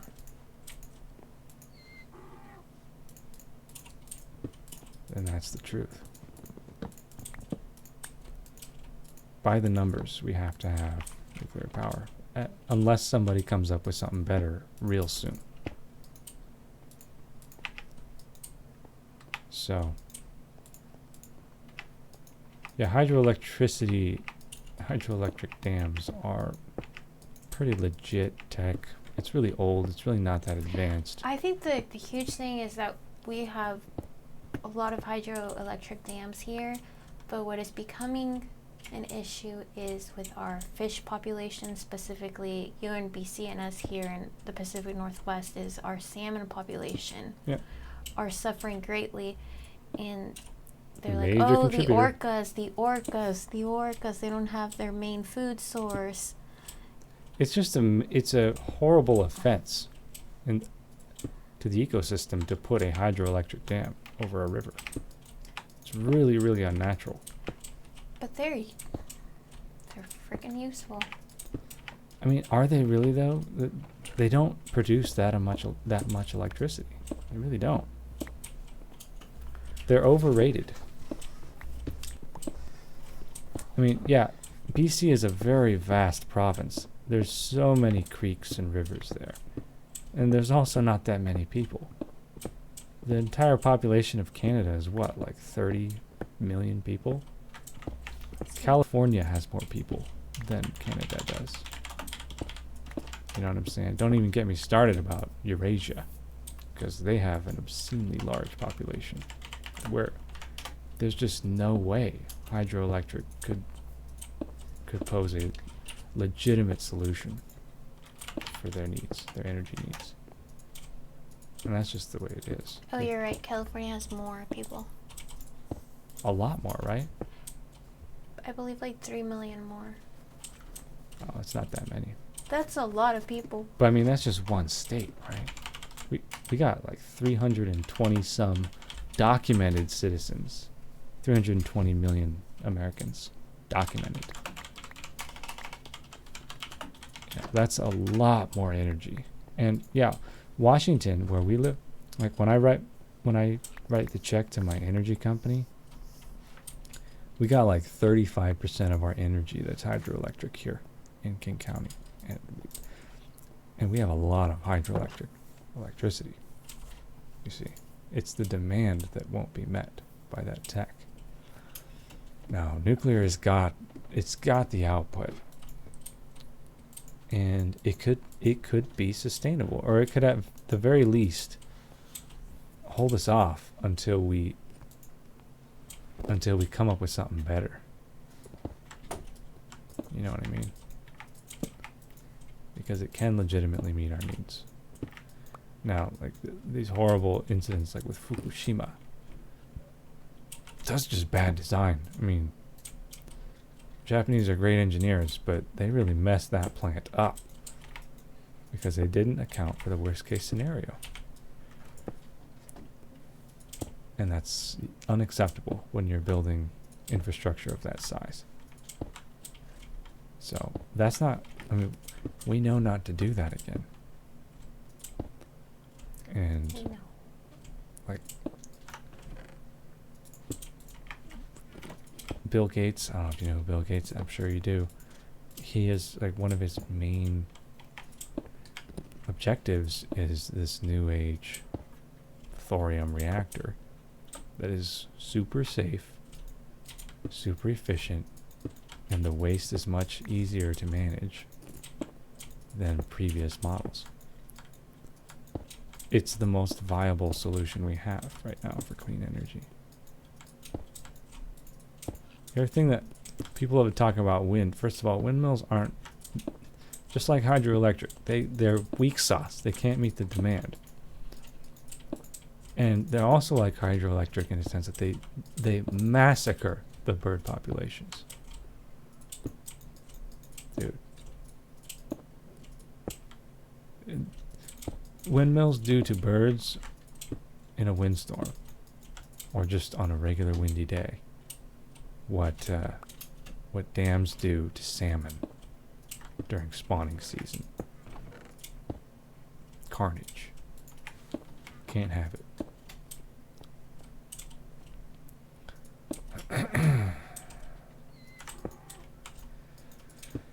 Oh yeah. Okay, I think I finally got this house, this roof situation laid out symmetrically. Took me way longer than it should have, but I ran out of water a long time ago. IRL. And when I'm dehydrated, my brain, it just ain't gonna work right. Do you remember when we were just surviving off bread? We were first playing. Yeah. I do. I love bread. How we doing on the bricks? We need more clay, but Clay? yeah. Well, we should probably finish this house off later because it's going to take us a while yet. We're like... Actually, I don't know how much more clay you would need. I have bricks. Let me see how many bricks you got. It's in the third one. Not bad. Oh, where'd this stack of stair come from? Did you pick that up down here? Which one? The brick stairs. Oh yeah, I've been picking up whatever you drop. Okay, that's where they went. Okay, so let's use the rest of these, and then we'll see where we're at. You know what? I was so surprised when we were at the grocery store today, and most of the items that were gone were the vegan ones. It's because of Veganuary. Yeah, but also makes me a little... I mean, I'm a little salty because I want some of these products, but I should be happy. I am happy, of course, that they're eating them. I'm just disappointed that I don't make more vegan videos. Like, I'm really disappointed in myself for slacking on that shit. But, no, it's... I mean, look. We know that the best way to fight the mass extinction and the climate change that we're facing is to go vegan. Like, that's something we learned a while ago. The fact that everybody else is catching on and figuring that out, you know, all the apprehension aside, is amazing. Like, it does restore my faith in the situation for sure, to an extent. It makes me believe, like, yeah, we can do this shit. And we gotta continue in that direction. The world does not need to go vegan. You'll hear from a lot of folks that saying, yeah, gotta go vegan or else we're all gonna die. You know, these extremists, if you will. But what the world does need to do is drastically reduce its consumption of animal products. Drastically. Vegan is great, but it's not for everybody. And we recognize that. Some people eat a plant-based diet and they don't jive with the whole vegan philosophy. That's totally fine.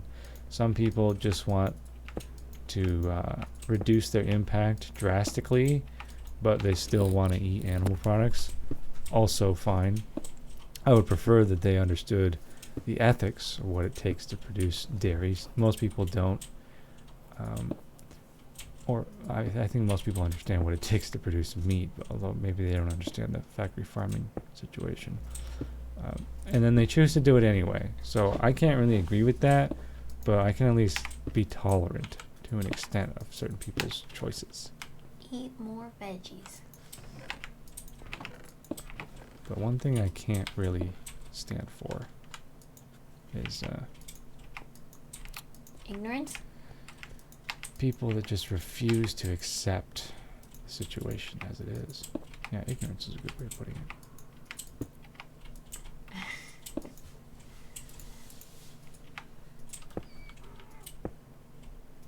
Oh.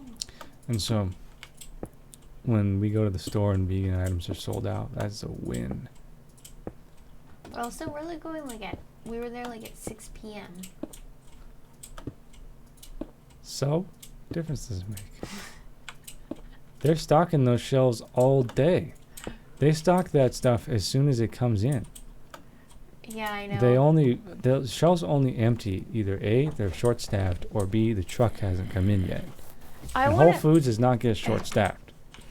So you know they what? can't stock the shelves fast enough. You know what?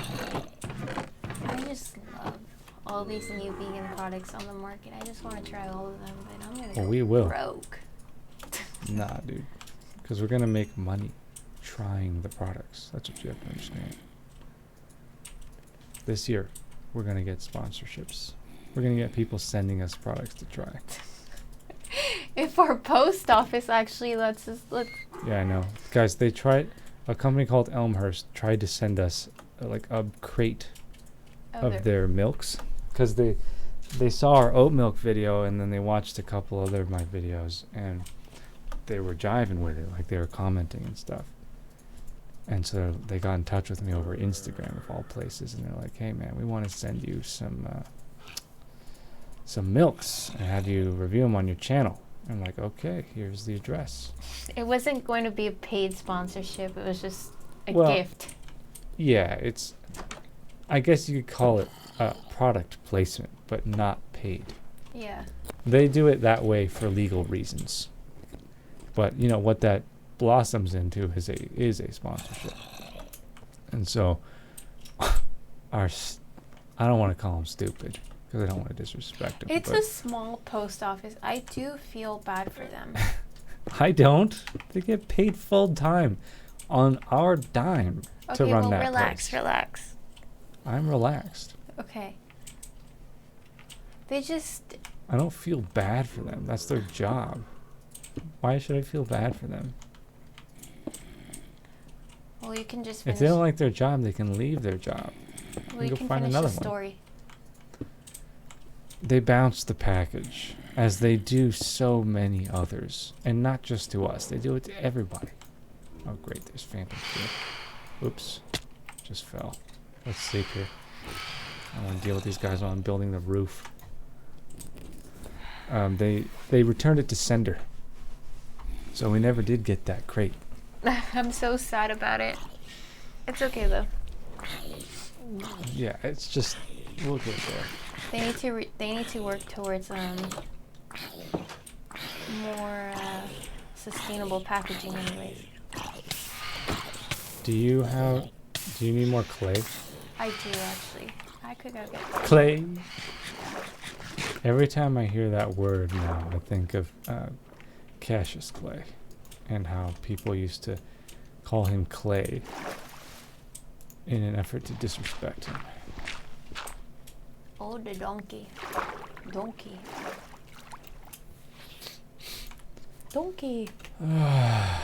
Man. I should have gotten on my bike today. What if I go out on my bike at like 3 a.m.? That's creepy. What did you think of that? That's creepy. I'd be like, who's that creep? I gotta stay on top of my exercise. Actually, didn't we recently, a couple weekends ago, it was super stormy out and some elderly man was riding his bike out like 2 a.m. in the morning. In the middle of a storm. Yeah. Like and we're just like what is going on? Strong storm he was out there. It was just like, He was like wobbling back and forth too because it was so windy.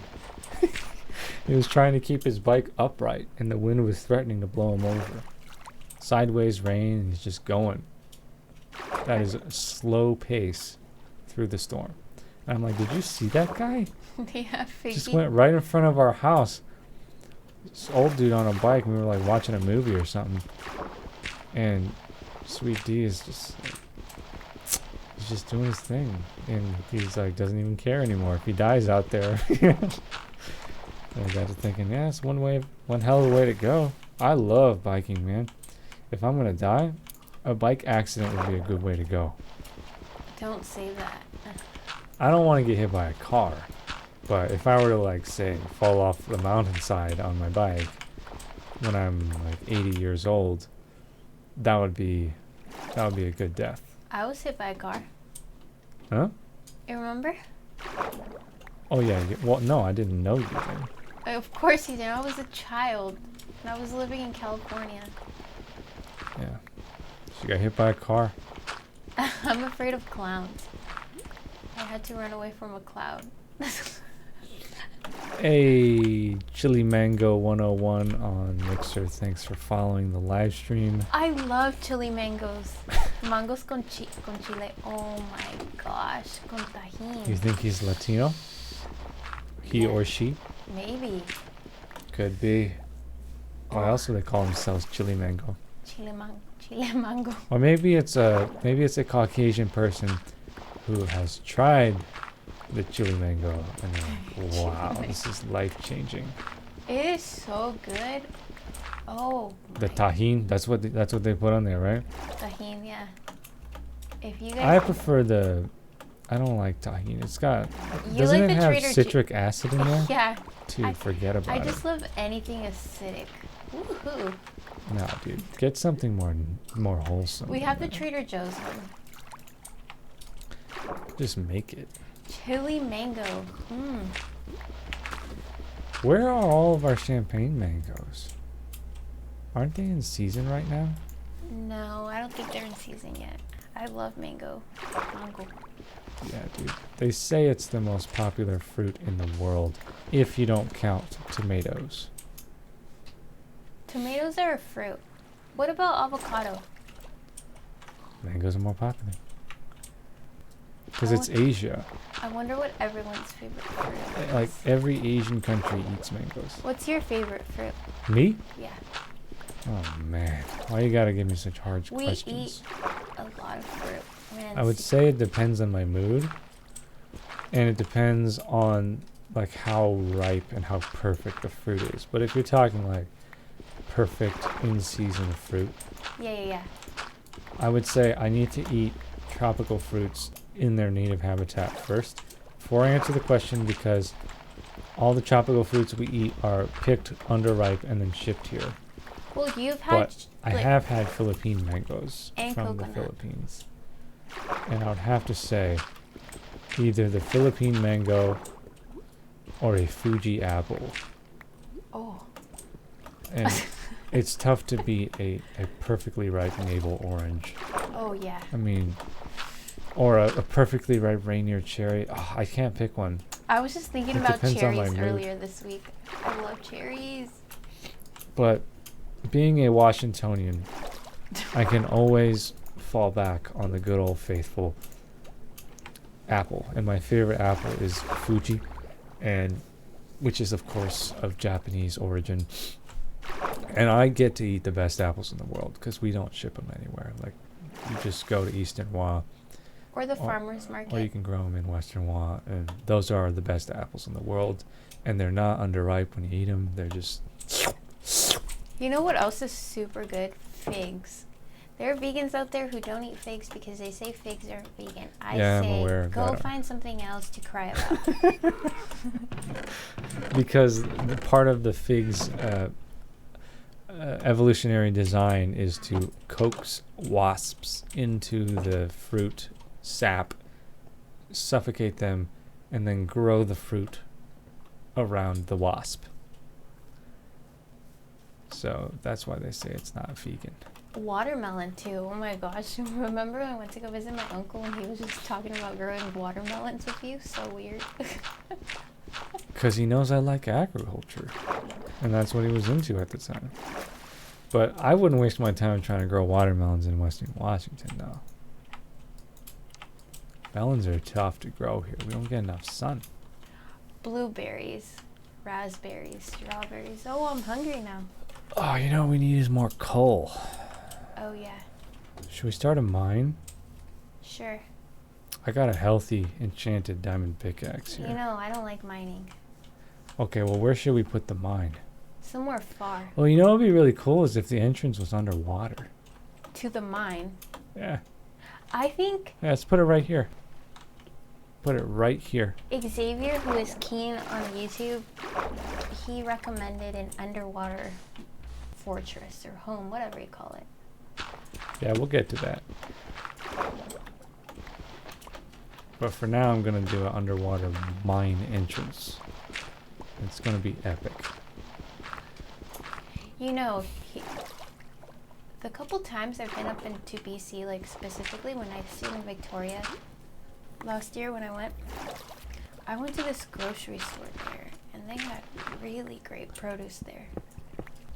They have high standards in BC. Oh, yeah. Canadians That's what I like about have higher food standards than Americans, for sure. Like, their ketchup doesn't have... The first time, it was so crazy. The first time I went to Canada... When was that? Heard, the first time I went to Canada was... We weren't dating yet. That was the first time you've been to Canada? We weren't dating yet, but it was like a year prior to us starting to date. No, I think we were a year or two into our dating, actually. And I went with my grandparents. Wow, And I'm I don't surprised remember it took you that long. we went to go eat somewhere, and my dad was just like in love with the food. He's like, "Oh, Canadian food is so amazing." And the ketchup, I don't know what the heck it was about the ketchup. You know exactly what it is. Because they don't have high fructose.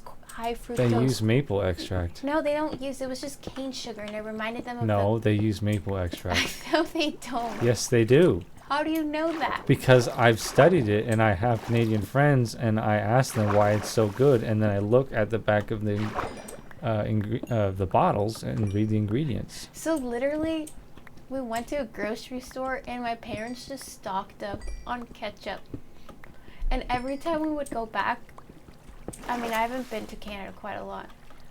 That's when my mom would bring people gifts, ketchup from Canada.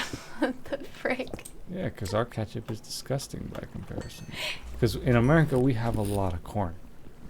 Because we grow a lot. Because we eat a lot of beef, and we just grow a lot of corn. I love corn, though. So we have excess corn, and so what we do is we make corn syrup, which is disgusting, and it's toxic.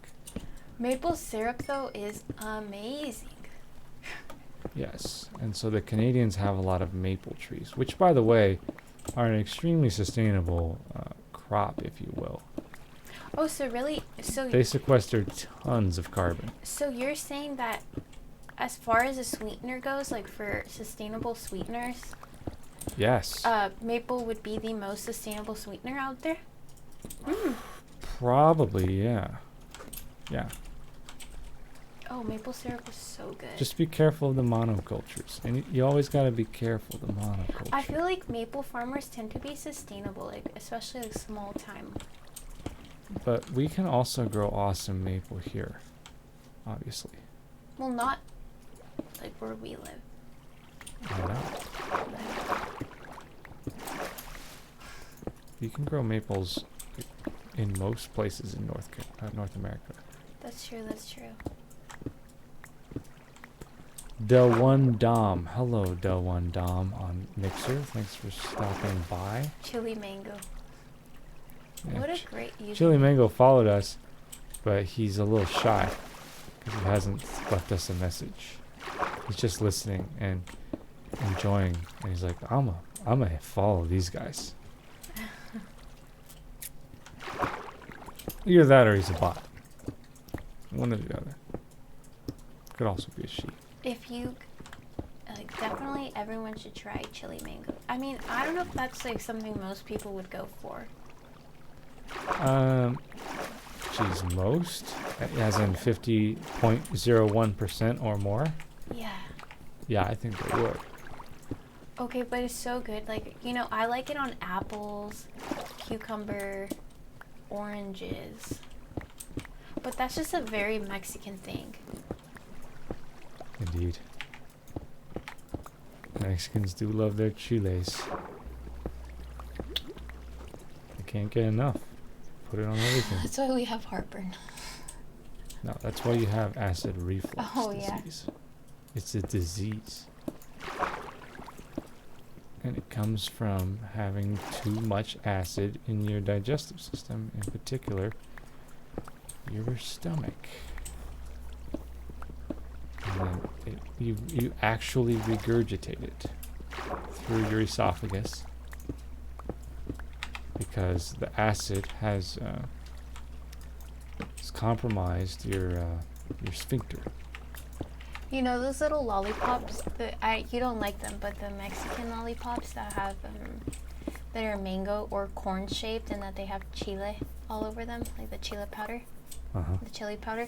I used to bring those to school. Yeah, I don't like that stuff. And I would be like, okay, you guys try them. And some of my classmates, like school friends, would like them. And then some of them would be like, this is so nasty. What is this?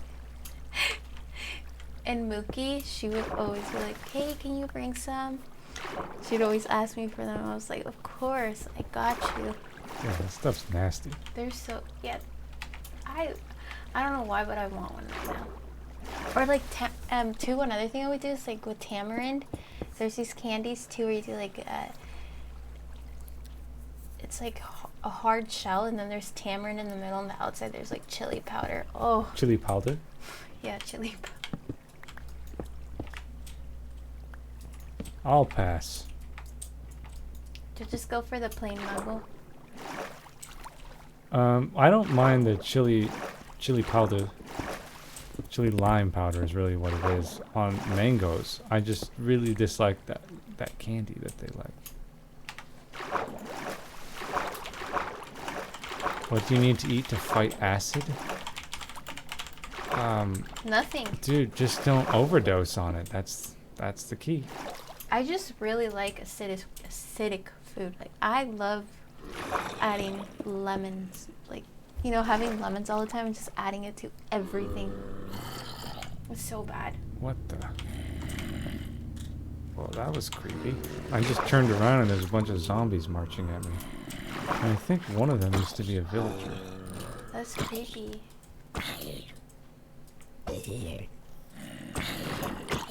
I think typically what you can eat, they say, is a banana. Yeah, you need something very alkaline to offset the acidity of your stomach acid. Bread? But it's not even really like, dude, it's just overdosing. No, bananas are definitely alkaline. So the problem is that Mexicans, they like to eat pepper on everything. And then they also put lime on everything. Yeah. And so she does it. Like, she's already ruined her taste buds to the point where, like, she can't taste lime accurately. Do you remember that dressing I made the other day? And so what tastes normal levels of acid to her is, to me, it's inedible. Like, you know that sensation when your eyes just squint because it's too much acid? That happens to me when I eat like her salad now. And I said, that's way too much acid for me. And she said, no, it's good. It is good, though. Well, that's when you need to use democracy. And then ask other people. Nobody cares. What do you think about this? If I make it and you don't make it, then I don't think you get to decide. Anyways. Yeah, but we have like guests over for dinner, and you give them a salad dressing that makes their eyes squint. That's not good. Maybe I never want them to come back. Like, that's going to be embarrassing. They're going to go off and say evil things about me. I don't care. Evil. We should make cinnamon rolls tomorrow. Don't you think we ate enough junk food today? No. Actually, after talking about all of these like fruits and veggies, made me crave a smoothie with mango, frozen mango, oranges, kale, ginger. Yeah, just that all blended together. Yeah, I could go for a smoothie right now. Apple cider vinegar is thought to help with stomach acid. Let them know about your apple cider vinegar phase in life. What about it? I don't remember this. Remember when you were drinking the apple cider vinegar straight and then you burnt your like throat? Well, I was sipping it though. Yeah. Very slight sipping. That was not smart. But I was eating it medicinally or drinking it medicinally and didn't quite understand how potent it was. And then I started mixing it with apple juice. It was just nasty. I would advise not drinking it at all, unless you're adding like a small amount to a beverage. Typically, you want to cook with it. But yeah, it's supposedly a superfood. I haven't really studied. I guess if you need to just dilute it with water because it can be harmful for you. I have an aunt who is currently doing that whole like keto diet. Uh-huh. And she always posts about how important it is to drink ACV every single day and it's going to help her lose weight. And I'm just like, okay. Well, how about you just stop eating junk food? Isn't that a much easier way to lose weight? Well, she thinks that she's going to lose weight by just eating so like fat bombs, like coconut oil fat bombs, whatever how the heck that obese is this person? Who is trying to lose weight? Like, that is her motivation. I don't think she's very obese. So why does she want to lose weight? She wants to be healthier. But part of being healthy is being a healthy weight. Because there are people who want to. I think she just doesn't want to do exercise. She just. Well, exercise. You don't have to do exercise to lose weight. You just need to stop eating junk food. That's really what it comes down to. Is meat junk food? Yes, it is. It will cause you to gain weight. So will cheese and milk and all those things. Make you fat because it results in ingesting waste, which ultimately gets stored in your arteries. It's messed up. Veganism, plant-based diet. Trust me, if you want to lose weight, go vegan. Eat a plant-based diet for 3 months, you will see miraculous changes. That's what you should tell your auntie. Don't even say vegan, just say go plant-based for 3 months. They know that And I'm vegan. you'll just the fat will melt off your bones. Promise. I guarantee it.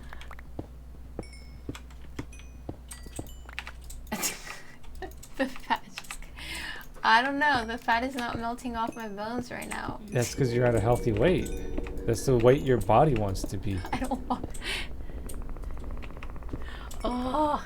Your body wants to be that fat. I'm not saying you're overweight. Obviously, you're not. Otherwise, you would lose weight. Yeah, it's just because I haven't worked out. Yeah, that's just toning. I'm typically we're typically not as sedentary as we've been. Well, it's winter. It's winter, and our options for a gym are horrible here, where we live. That's why I got a bike, and I've been going hard on the bike. Because that's what I do. That's my preferred form of exercise. I think we got enough coal.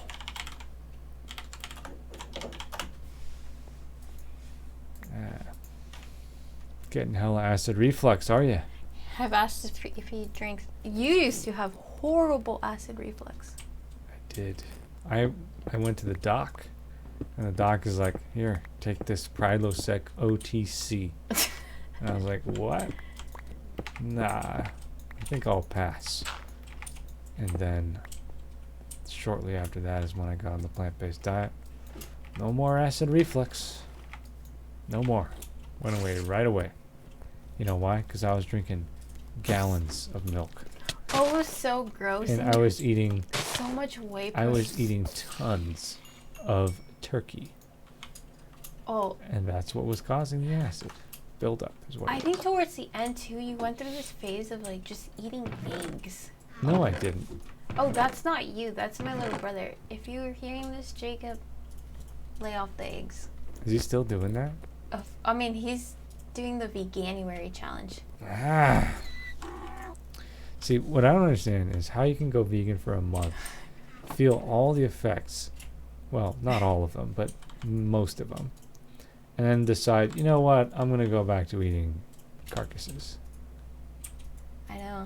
How do you think how does that work? How do you think I feel about that? Those are my siblings. God. His doc told him to take some pills too. If you drink tell your doc to go F himself. Seriously. If I see that you don't drink milk a lot, but you do have a bit of it in your tea, even that bit will cause you a lot of trouble. Oh, if you're lactose intolerant, dude, which by the way, 65 to 70% of the global population is lactose intolerant, and you're drinking even trace amounts of milk, dude, you're gonna get messed up. But a lot of people who are lactose intolerant don't even know they're lactose intolerant. But he also said, I'm assuming this is a male. He said that he also gets acid reflux after eating tomatoes. That's pretty common, I would say. A lot of people get that. But you're gonna have a problem if you already have an acid issue. If you don't have an acid issue and you eat tomato sauce, you'll be fine because your body will be able to handle it. But if you already have an imbalanced stomach acid and pH in your digestive tract, then you're gonna have a problem whenever you ingest something that's acidic. Everyone just drink oat milk. Yeah. Oat milk's amazing. Not very nutritious, I will add, because most of the nutrients are lost. But the flavor, the texture is all there, I promise. If you like coffee, or specifically I see you like your tea with milk. Isn't He's Canadian. Okay. Yeah. British Columbia. British. Okay, stop. You don't need to do I that. bet you he likes the English tea or English breakfast, I meant to say. You should definitely try oat milk. It is so creamy and just perfect. Perfect. Oh, yeah, dude. If you haven't had oat milk yet, give it a try. Get some Oatly. Okay, so he's using it for tea or coffee. It is supreme. It's better than the cow. Trust me. And remember, not your mom, not your milk. Just kidding. Look, dude, it's not even, forget ethics, animal welfare, morality, even nutrition. Forget about all of that stuff. Oat milk still wins in terms of cuisine in that scenario. Promise. Oh, he likes the Califia. Is it Califia? Is that how you say it? Or Khalifa? I believe it's Califia. Farms almond milk. Their almond milk is so good, and you can buy it like every ordinary grocery store. Yeah, I'm not a big fan of almond milk in my tea or coffee, though. It's too runny. Yo, you know what? I'm jealous because when I went to Victoria and I just went to an ordinary grocery store, they had more plant-based milk options than we do here. I was Where? just like, Victoria? yeah, I was just like, what's happening? I don't know. I find that hard to believe. No, they really do. We got a lot of food selection here in this area.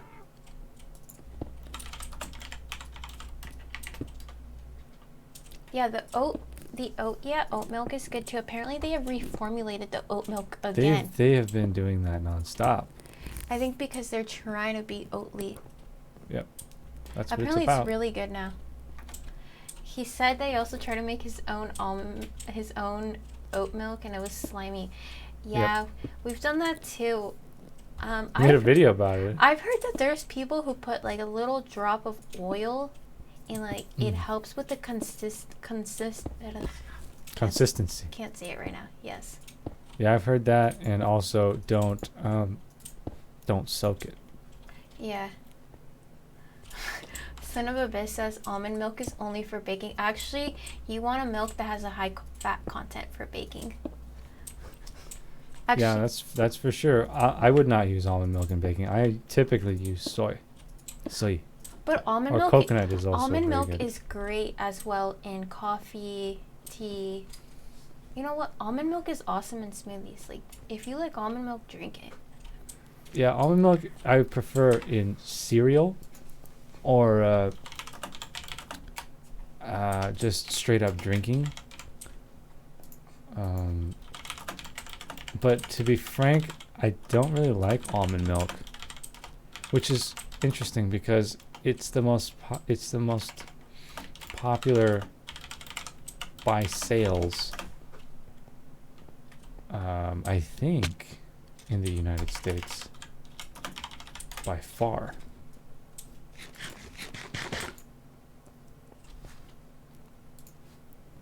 Yeah, I don't know, but like Oatly is just. I think it might be second to soy, but I'm pretty sure.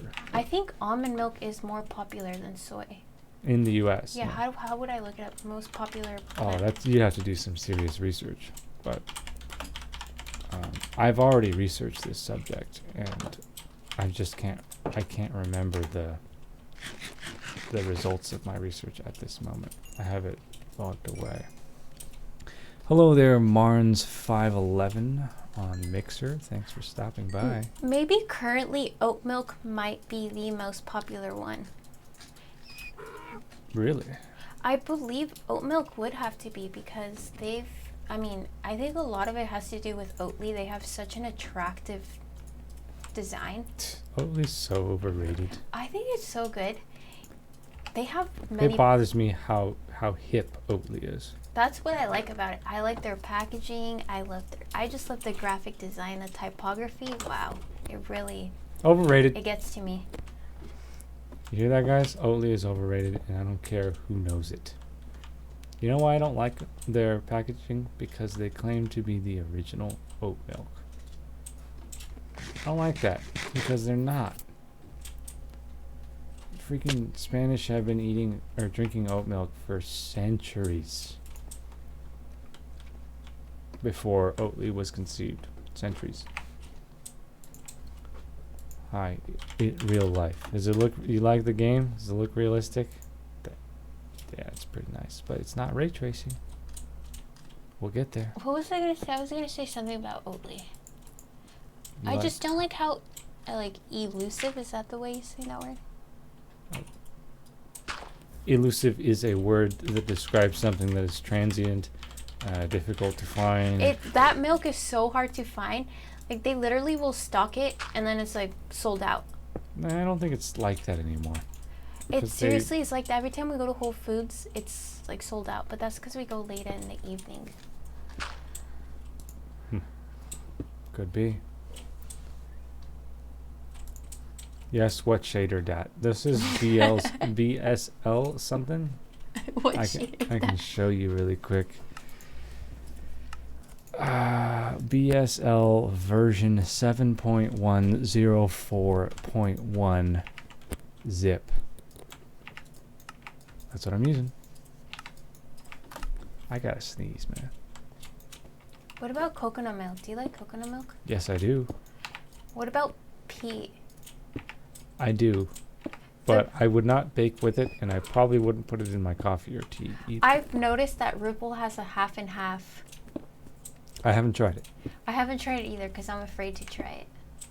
Afraid? Yeah. I've also noticed, I don't remember what grocery store. You don't trust the FDA? No, it's not that. It's, I don't remember what grocery store we went to, but someone has a black sesame milk. Ew. You don't know if it's good or not, so why would you say ew? Doesn't sound appetizing. Are you staying on top of the furnace there? Make sure we're firing all the clay we have. We don't have any more, I think. Man, this roof is expensive.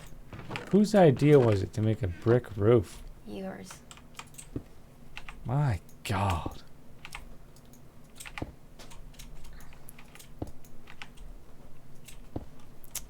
You know what, though? I think Oatly ice cream is not so great. Oh, it's disgusting. Whew. Not afraid to say it. That was nasty. It was pretty gross. Yeah. Yes, it was. I think coconut milk or cashew milk based ice creams have to be the best. Yes. Well, no, I would put soy in there as well. For sure. Oh, we haven't had ice cream in so long. Oh, man. It's about to be 21 degrees, and I'm just like, I want ice cream. Yeah, soy. You gotta have the protein in there. Coconut milk. In order to have the right texture.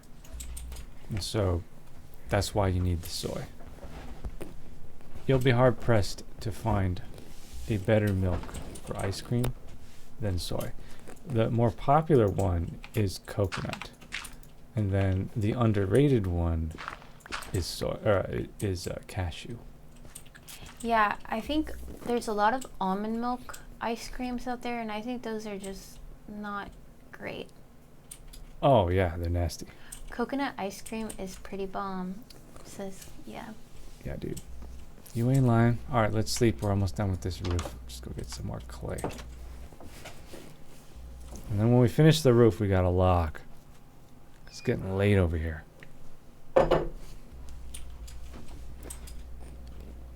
So we're out of clay. You see some bricks here.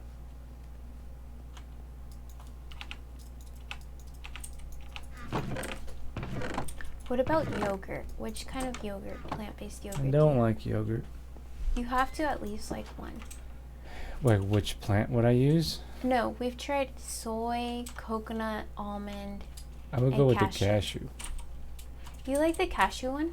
Yes. I like it too. Wow, you just one shot killed him. Oh my gosh, look at that little child. The zombie child? Yeah. He had it coming. Oh my gosh, they're just coming at you. They're like, woo, full speed. EXP farm. Wow, look at this creeper. Oh, goodbye. Like, damn, that zombie got jacked up. that was dark. Yeah? Shouldn't have been born a zombie. Just kidding. He was probably turned. I like this cow, just like chilling. They're just chilling up here. These cows. Just living their good life, knowing that they're not being, you know. Yeah. If we weren't vegan, like, we're like 1 out of 1,000,000 Minecraft players that would not kill that cow right now. Because, you know, that's leather to make your item frames and your books and your, you know, your food. What else do they use leather for? See, I don't even know because I don't kill them. Because I'm a good man. You're a man with morals. Mm-hmm. I don't So even you kill say. a digital cow. You killed your horse. That was an accident. Doesn't matter. You killed your horse. Oh, He was look, a- it's gold. He was a casualty. It happens. It was not deliberate. All your clay are belong to me. Who? Huh? Got some. They're like little treasures. You have to work hard to find them sometimes. The clay? Yeah. Yeah. Wow. Not common. I think we have enough now. This was the most difficult roof I think I've ever built. Do you like I it? said a small cabin. You give me a freaking. It's a house. You give me a huge ceiling. But look, we can. No, we're gonna have 2 stories in here. Oh. We're just getting started. We gotta be able to store stuff, yo. We gotta have room for our pets. Son of a bitch says he has had better oat milk than Oatly. What is it? Yes, what is it? He lives in the UK though. We don't have access to what he has. Yeah, but maybe he's just talking. No, they have a lot of vegan products out there. Like way more than we do, I believe. I wouldn't be surprised though, like I said, I think Oatly's really overrated. And I'm sure the Swedes don't like it when I say that. I'm sure of it. Oh, I thought I... Dumb. Oh, man. Okay. You know, I thought I would be more tired, but suddenly I got this surge of energy. It's called the second wind. You know what it was? The chili mango. You're addicted. Yeah, I definitely need some wood planks here, ladies and gentlemen. You deforested. Out there. You cut down those trees down there. I've been... No, That's where the floor is going to be. I planted them. I know. I'm not that horrible. That's because Minecraft is OP. If only we were real life. Yeah, if only we could harvest wood like that, and the trees would recover that quickly. That would be something. This is where this is a loft. We're building a loft up there. So we can put all our junk up there. Not junk. I would rather live up there. Then you can live up there. Because the views are better. Go up there then. And it's going to be warmer up there. A lot warmer. And this is a mountain biome, so you know it's cold. We should build a hot tub. Okay. You want it stone or metal? Unfortunately, these characters can't get into it, but... Yeah, it can. No, they can't. Yes, you can. You just build a tub, put water in it, put a couple campfires under it. Oh, that's true. And you can even get a skin that is a bathing suit. Oh, yeah.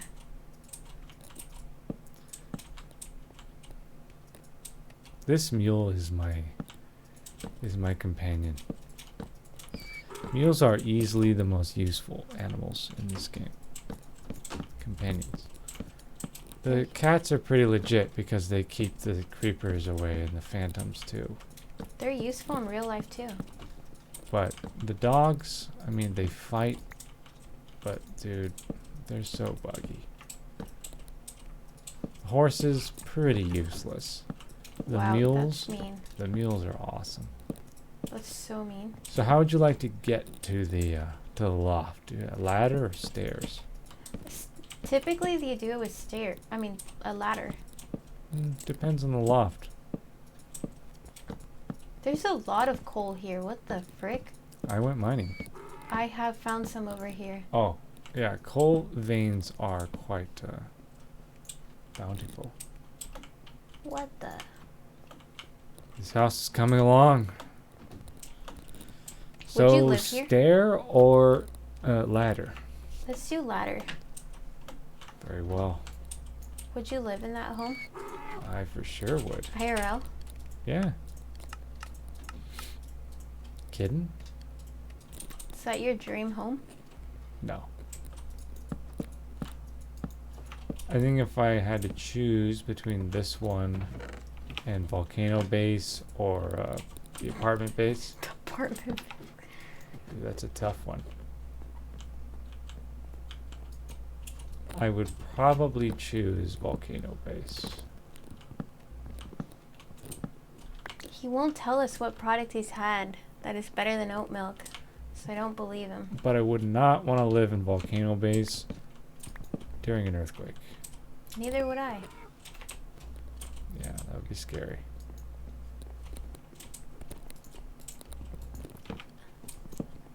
I start panicking when there's a 3.0 earthquake. Dude, yeah, we've been getting these quakes here. They're not scary, they don't really do any damage, but it's just like a tremor. And the best way to describe it is if a pickup truck, like a big one, going like 30 miles per hour, just crashed into the side of my house. That's what it feels like. But it's all subterranean, so you don't actually, there's no damage. It just feels and sounds like a pickup ran into your house. Well, the scary thing is that the epicenter is like 5 miles away from our home. Doesn't matter. Typically. That's scary. You know what else is scary? What's up? Dairy. Did you make my bricks yet? I did. Good.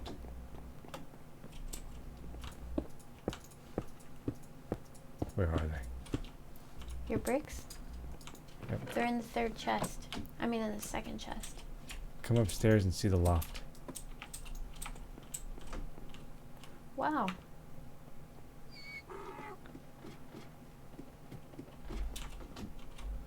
I like it. You do like carrying that shield around everywhere you go. You never know. I may have to use it against you.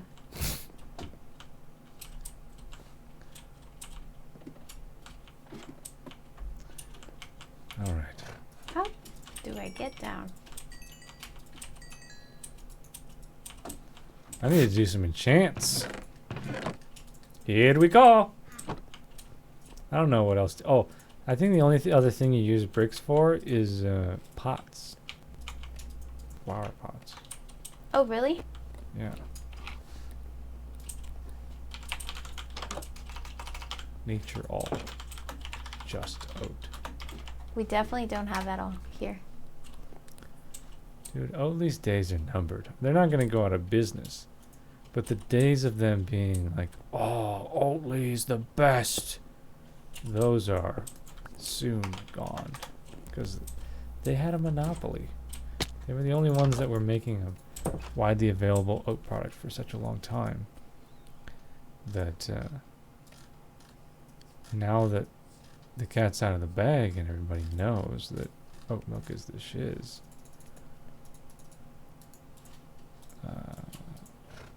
you know, they got some actual competition now. So We'll see. How the heck do you get down these stairs? Skills.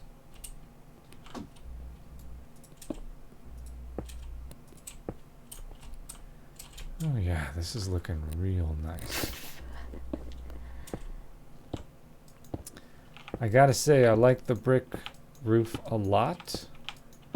I'm just the walls, the exterior walls need more color. Oh. In order for this house to be complete. It needs the finishing touches. We should definitely have a way to get on top of the roof from inside.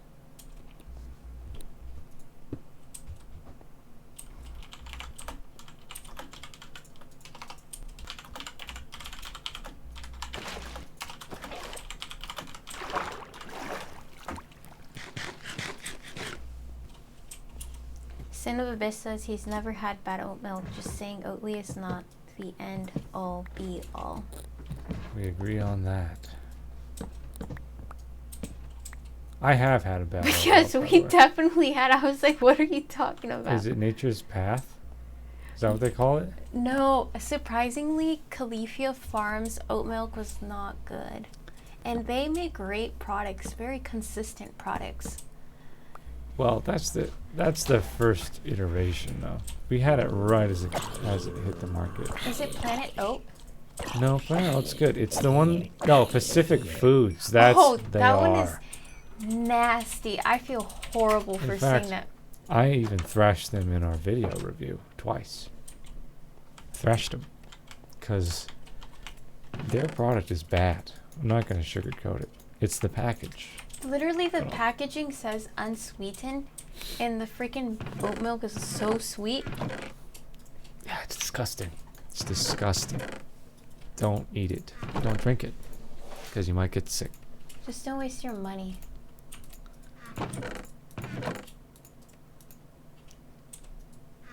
They need to sort that out. Cashew milk is really good too. Okay. What? Pick that up. I love how we're talking about plant-based milk, and I always just buy soy milk. But you know what? We have cereal.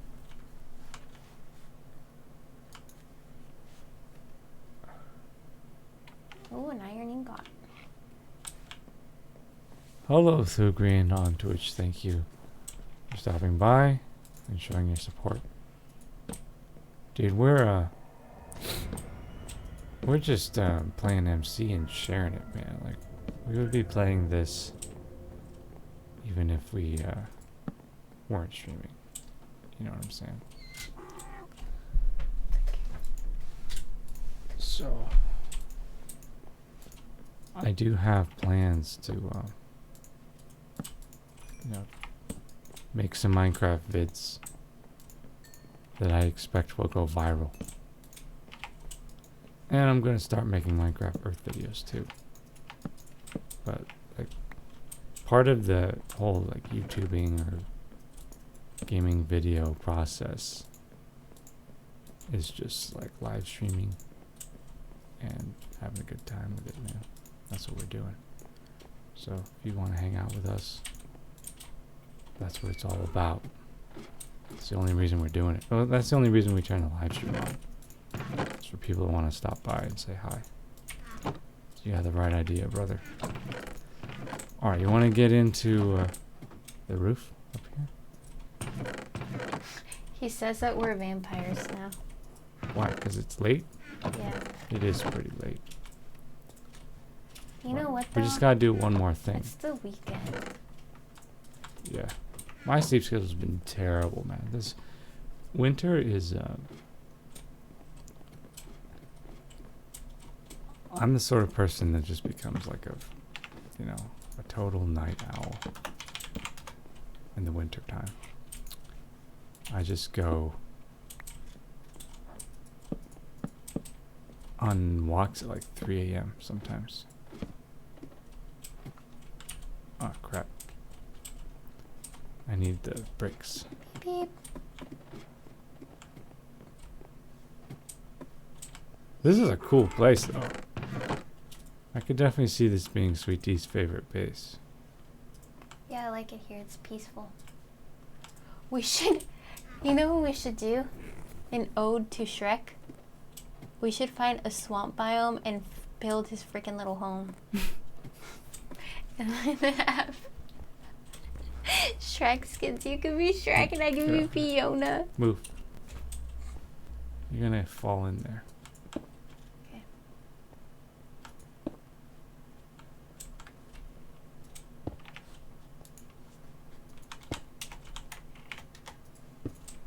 Not a bad idea. We should build a fireplace. This place needs a fireplace. Yes, we will. Build the chimney. I like it.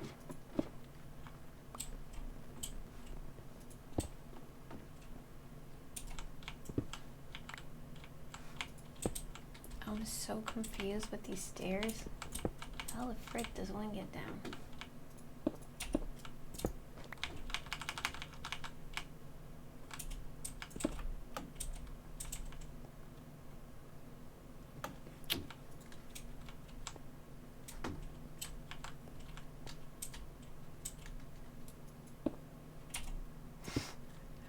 Wait, we've been to a swamp biome, right? Volcano base is right outside the swamp biome. It's the jungle biome. That's a lie. I don't think the jungle biome exists. It does. I saw one the other day. Where, in creative? Yeah. That's a lie. That doesn't count. That's creative. You literally can just spawn into any seed you want to spawn into. So?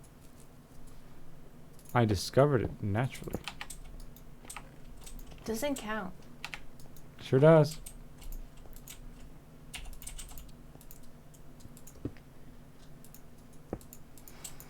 I'm gonna go to the Minecraft offices at Microsoft and be like, your jungle biome is a lie. Just gonna show up there unannounced. I'd like to see that. They're gonna be like, security, That'd make a good video. take this girl away. I'll be like, I'm here with my friend actually. She works in that department over there. She'll set him straight. Yes, exactly.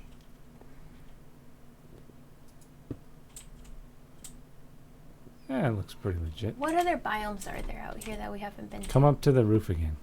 Okay. There's a lot of biomes in this game. Well, you I'm know actually what? The really jungle surprised. biome is actually a freaking lie.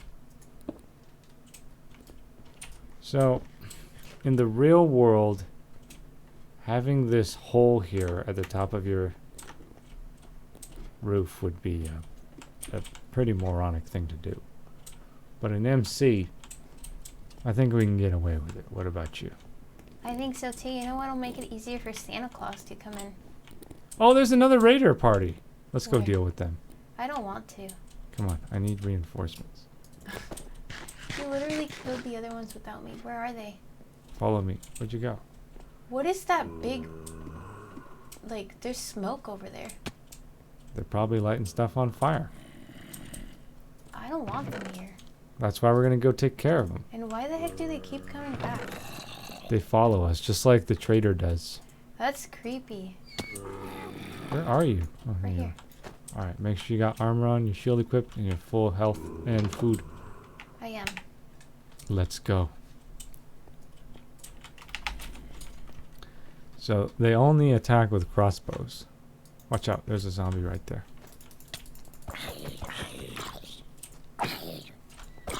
Which means you can block there's another one right everything, every attack, as long as you are facing them properly. Watch out, there's a creeper here. Why are we being surrounded? Idiot. I hate it when they blow up my terrain.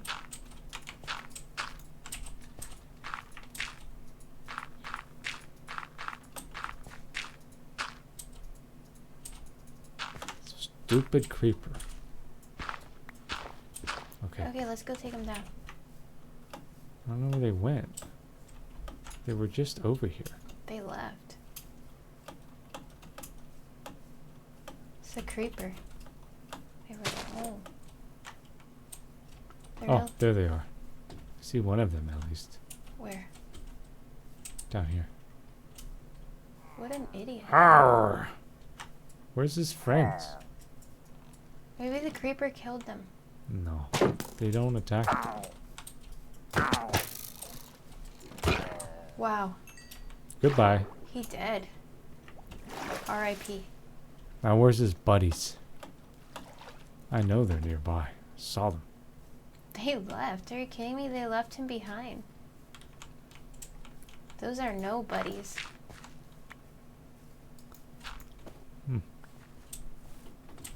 They were disappointing. They were like peace. Wow. When we add a chimney with smoke coming out the top, that's gonna be. Come over here. Look at this house. Not bad. Do you think that the roof should extend just out a little bit further? No, I like it the way it is. I guess. Can we see how it looks? We're definitely gonna do some finishing touches. Let's plant trees all over our home. Yeah, well, we'll do that. We'll continue building this thing the next time we log in. I think we should call it a night. Okay. We've been streaming for 4.5 hours. It's pretty late. Alright guys, so thank you for watching and showing up and thumbsing up the video and all that if you're crazy enough to watch it this far in. Yes. And we'll be sure to remain active. Oh look, Sweet D was doing some farming out here. Not bad. She's taking a page out of the villagers book right there. That's how they do it. Exactly. Wheat is life. Don't be afraid. Yeah, they do it right up against the ponds like that. Yes. I learned a thing or two from them. Alright, so keep it real, stay out of trouble. You know, eat plenty of plants, get plenty of exercise. Try some oat milk. Oh man, look at this view out here, this window. Wow. Look at that. Look at that. Can you load? Are you loading that far? No. Look out the window by this one here. Yeah, you can see it. Yeah. I think. No, you're not. You see more chunks than I do. I'm loading further than you. Yeah. Wow, aren't you special?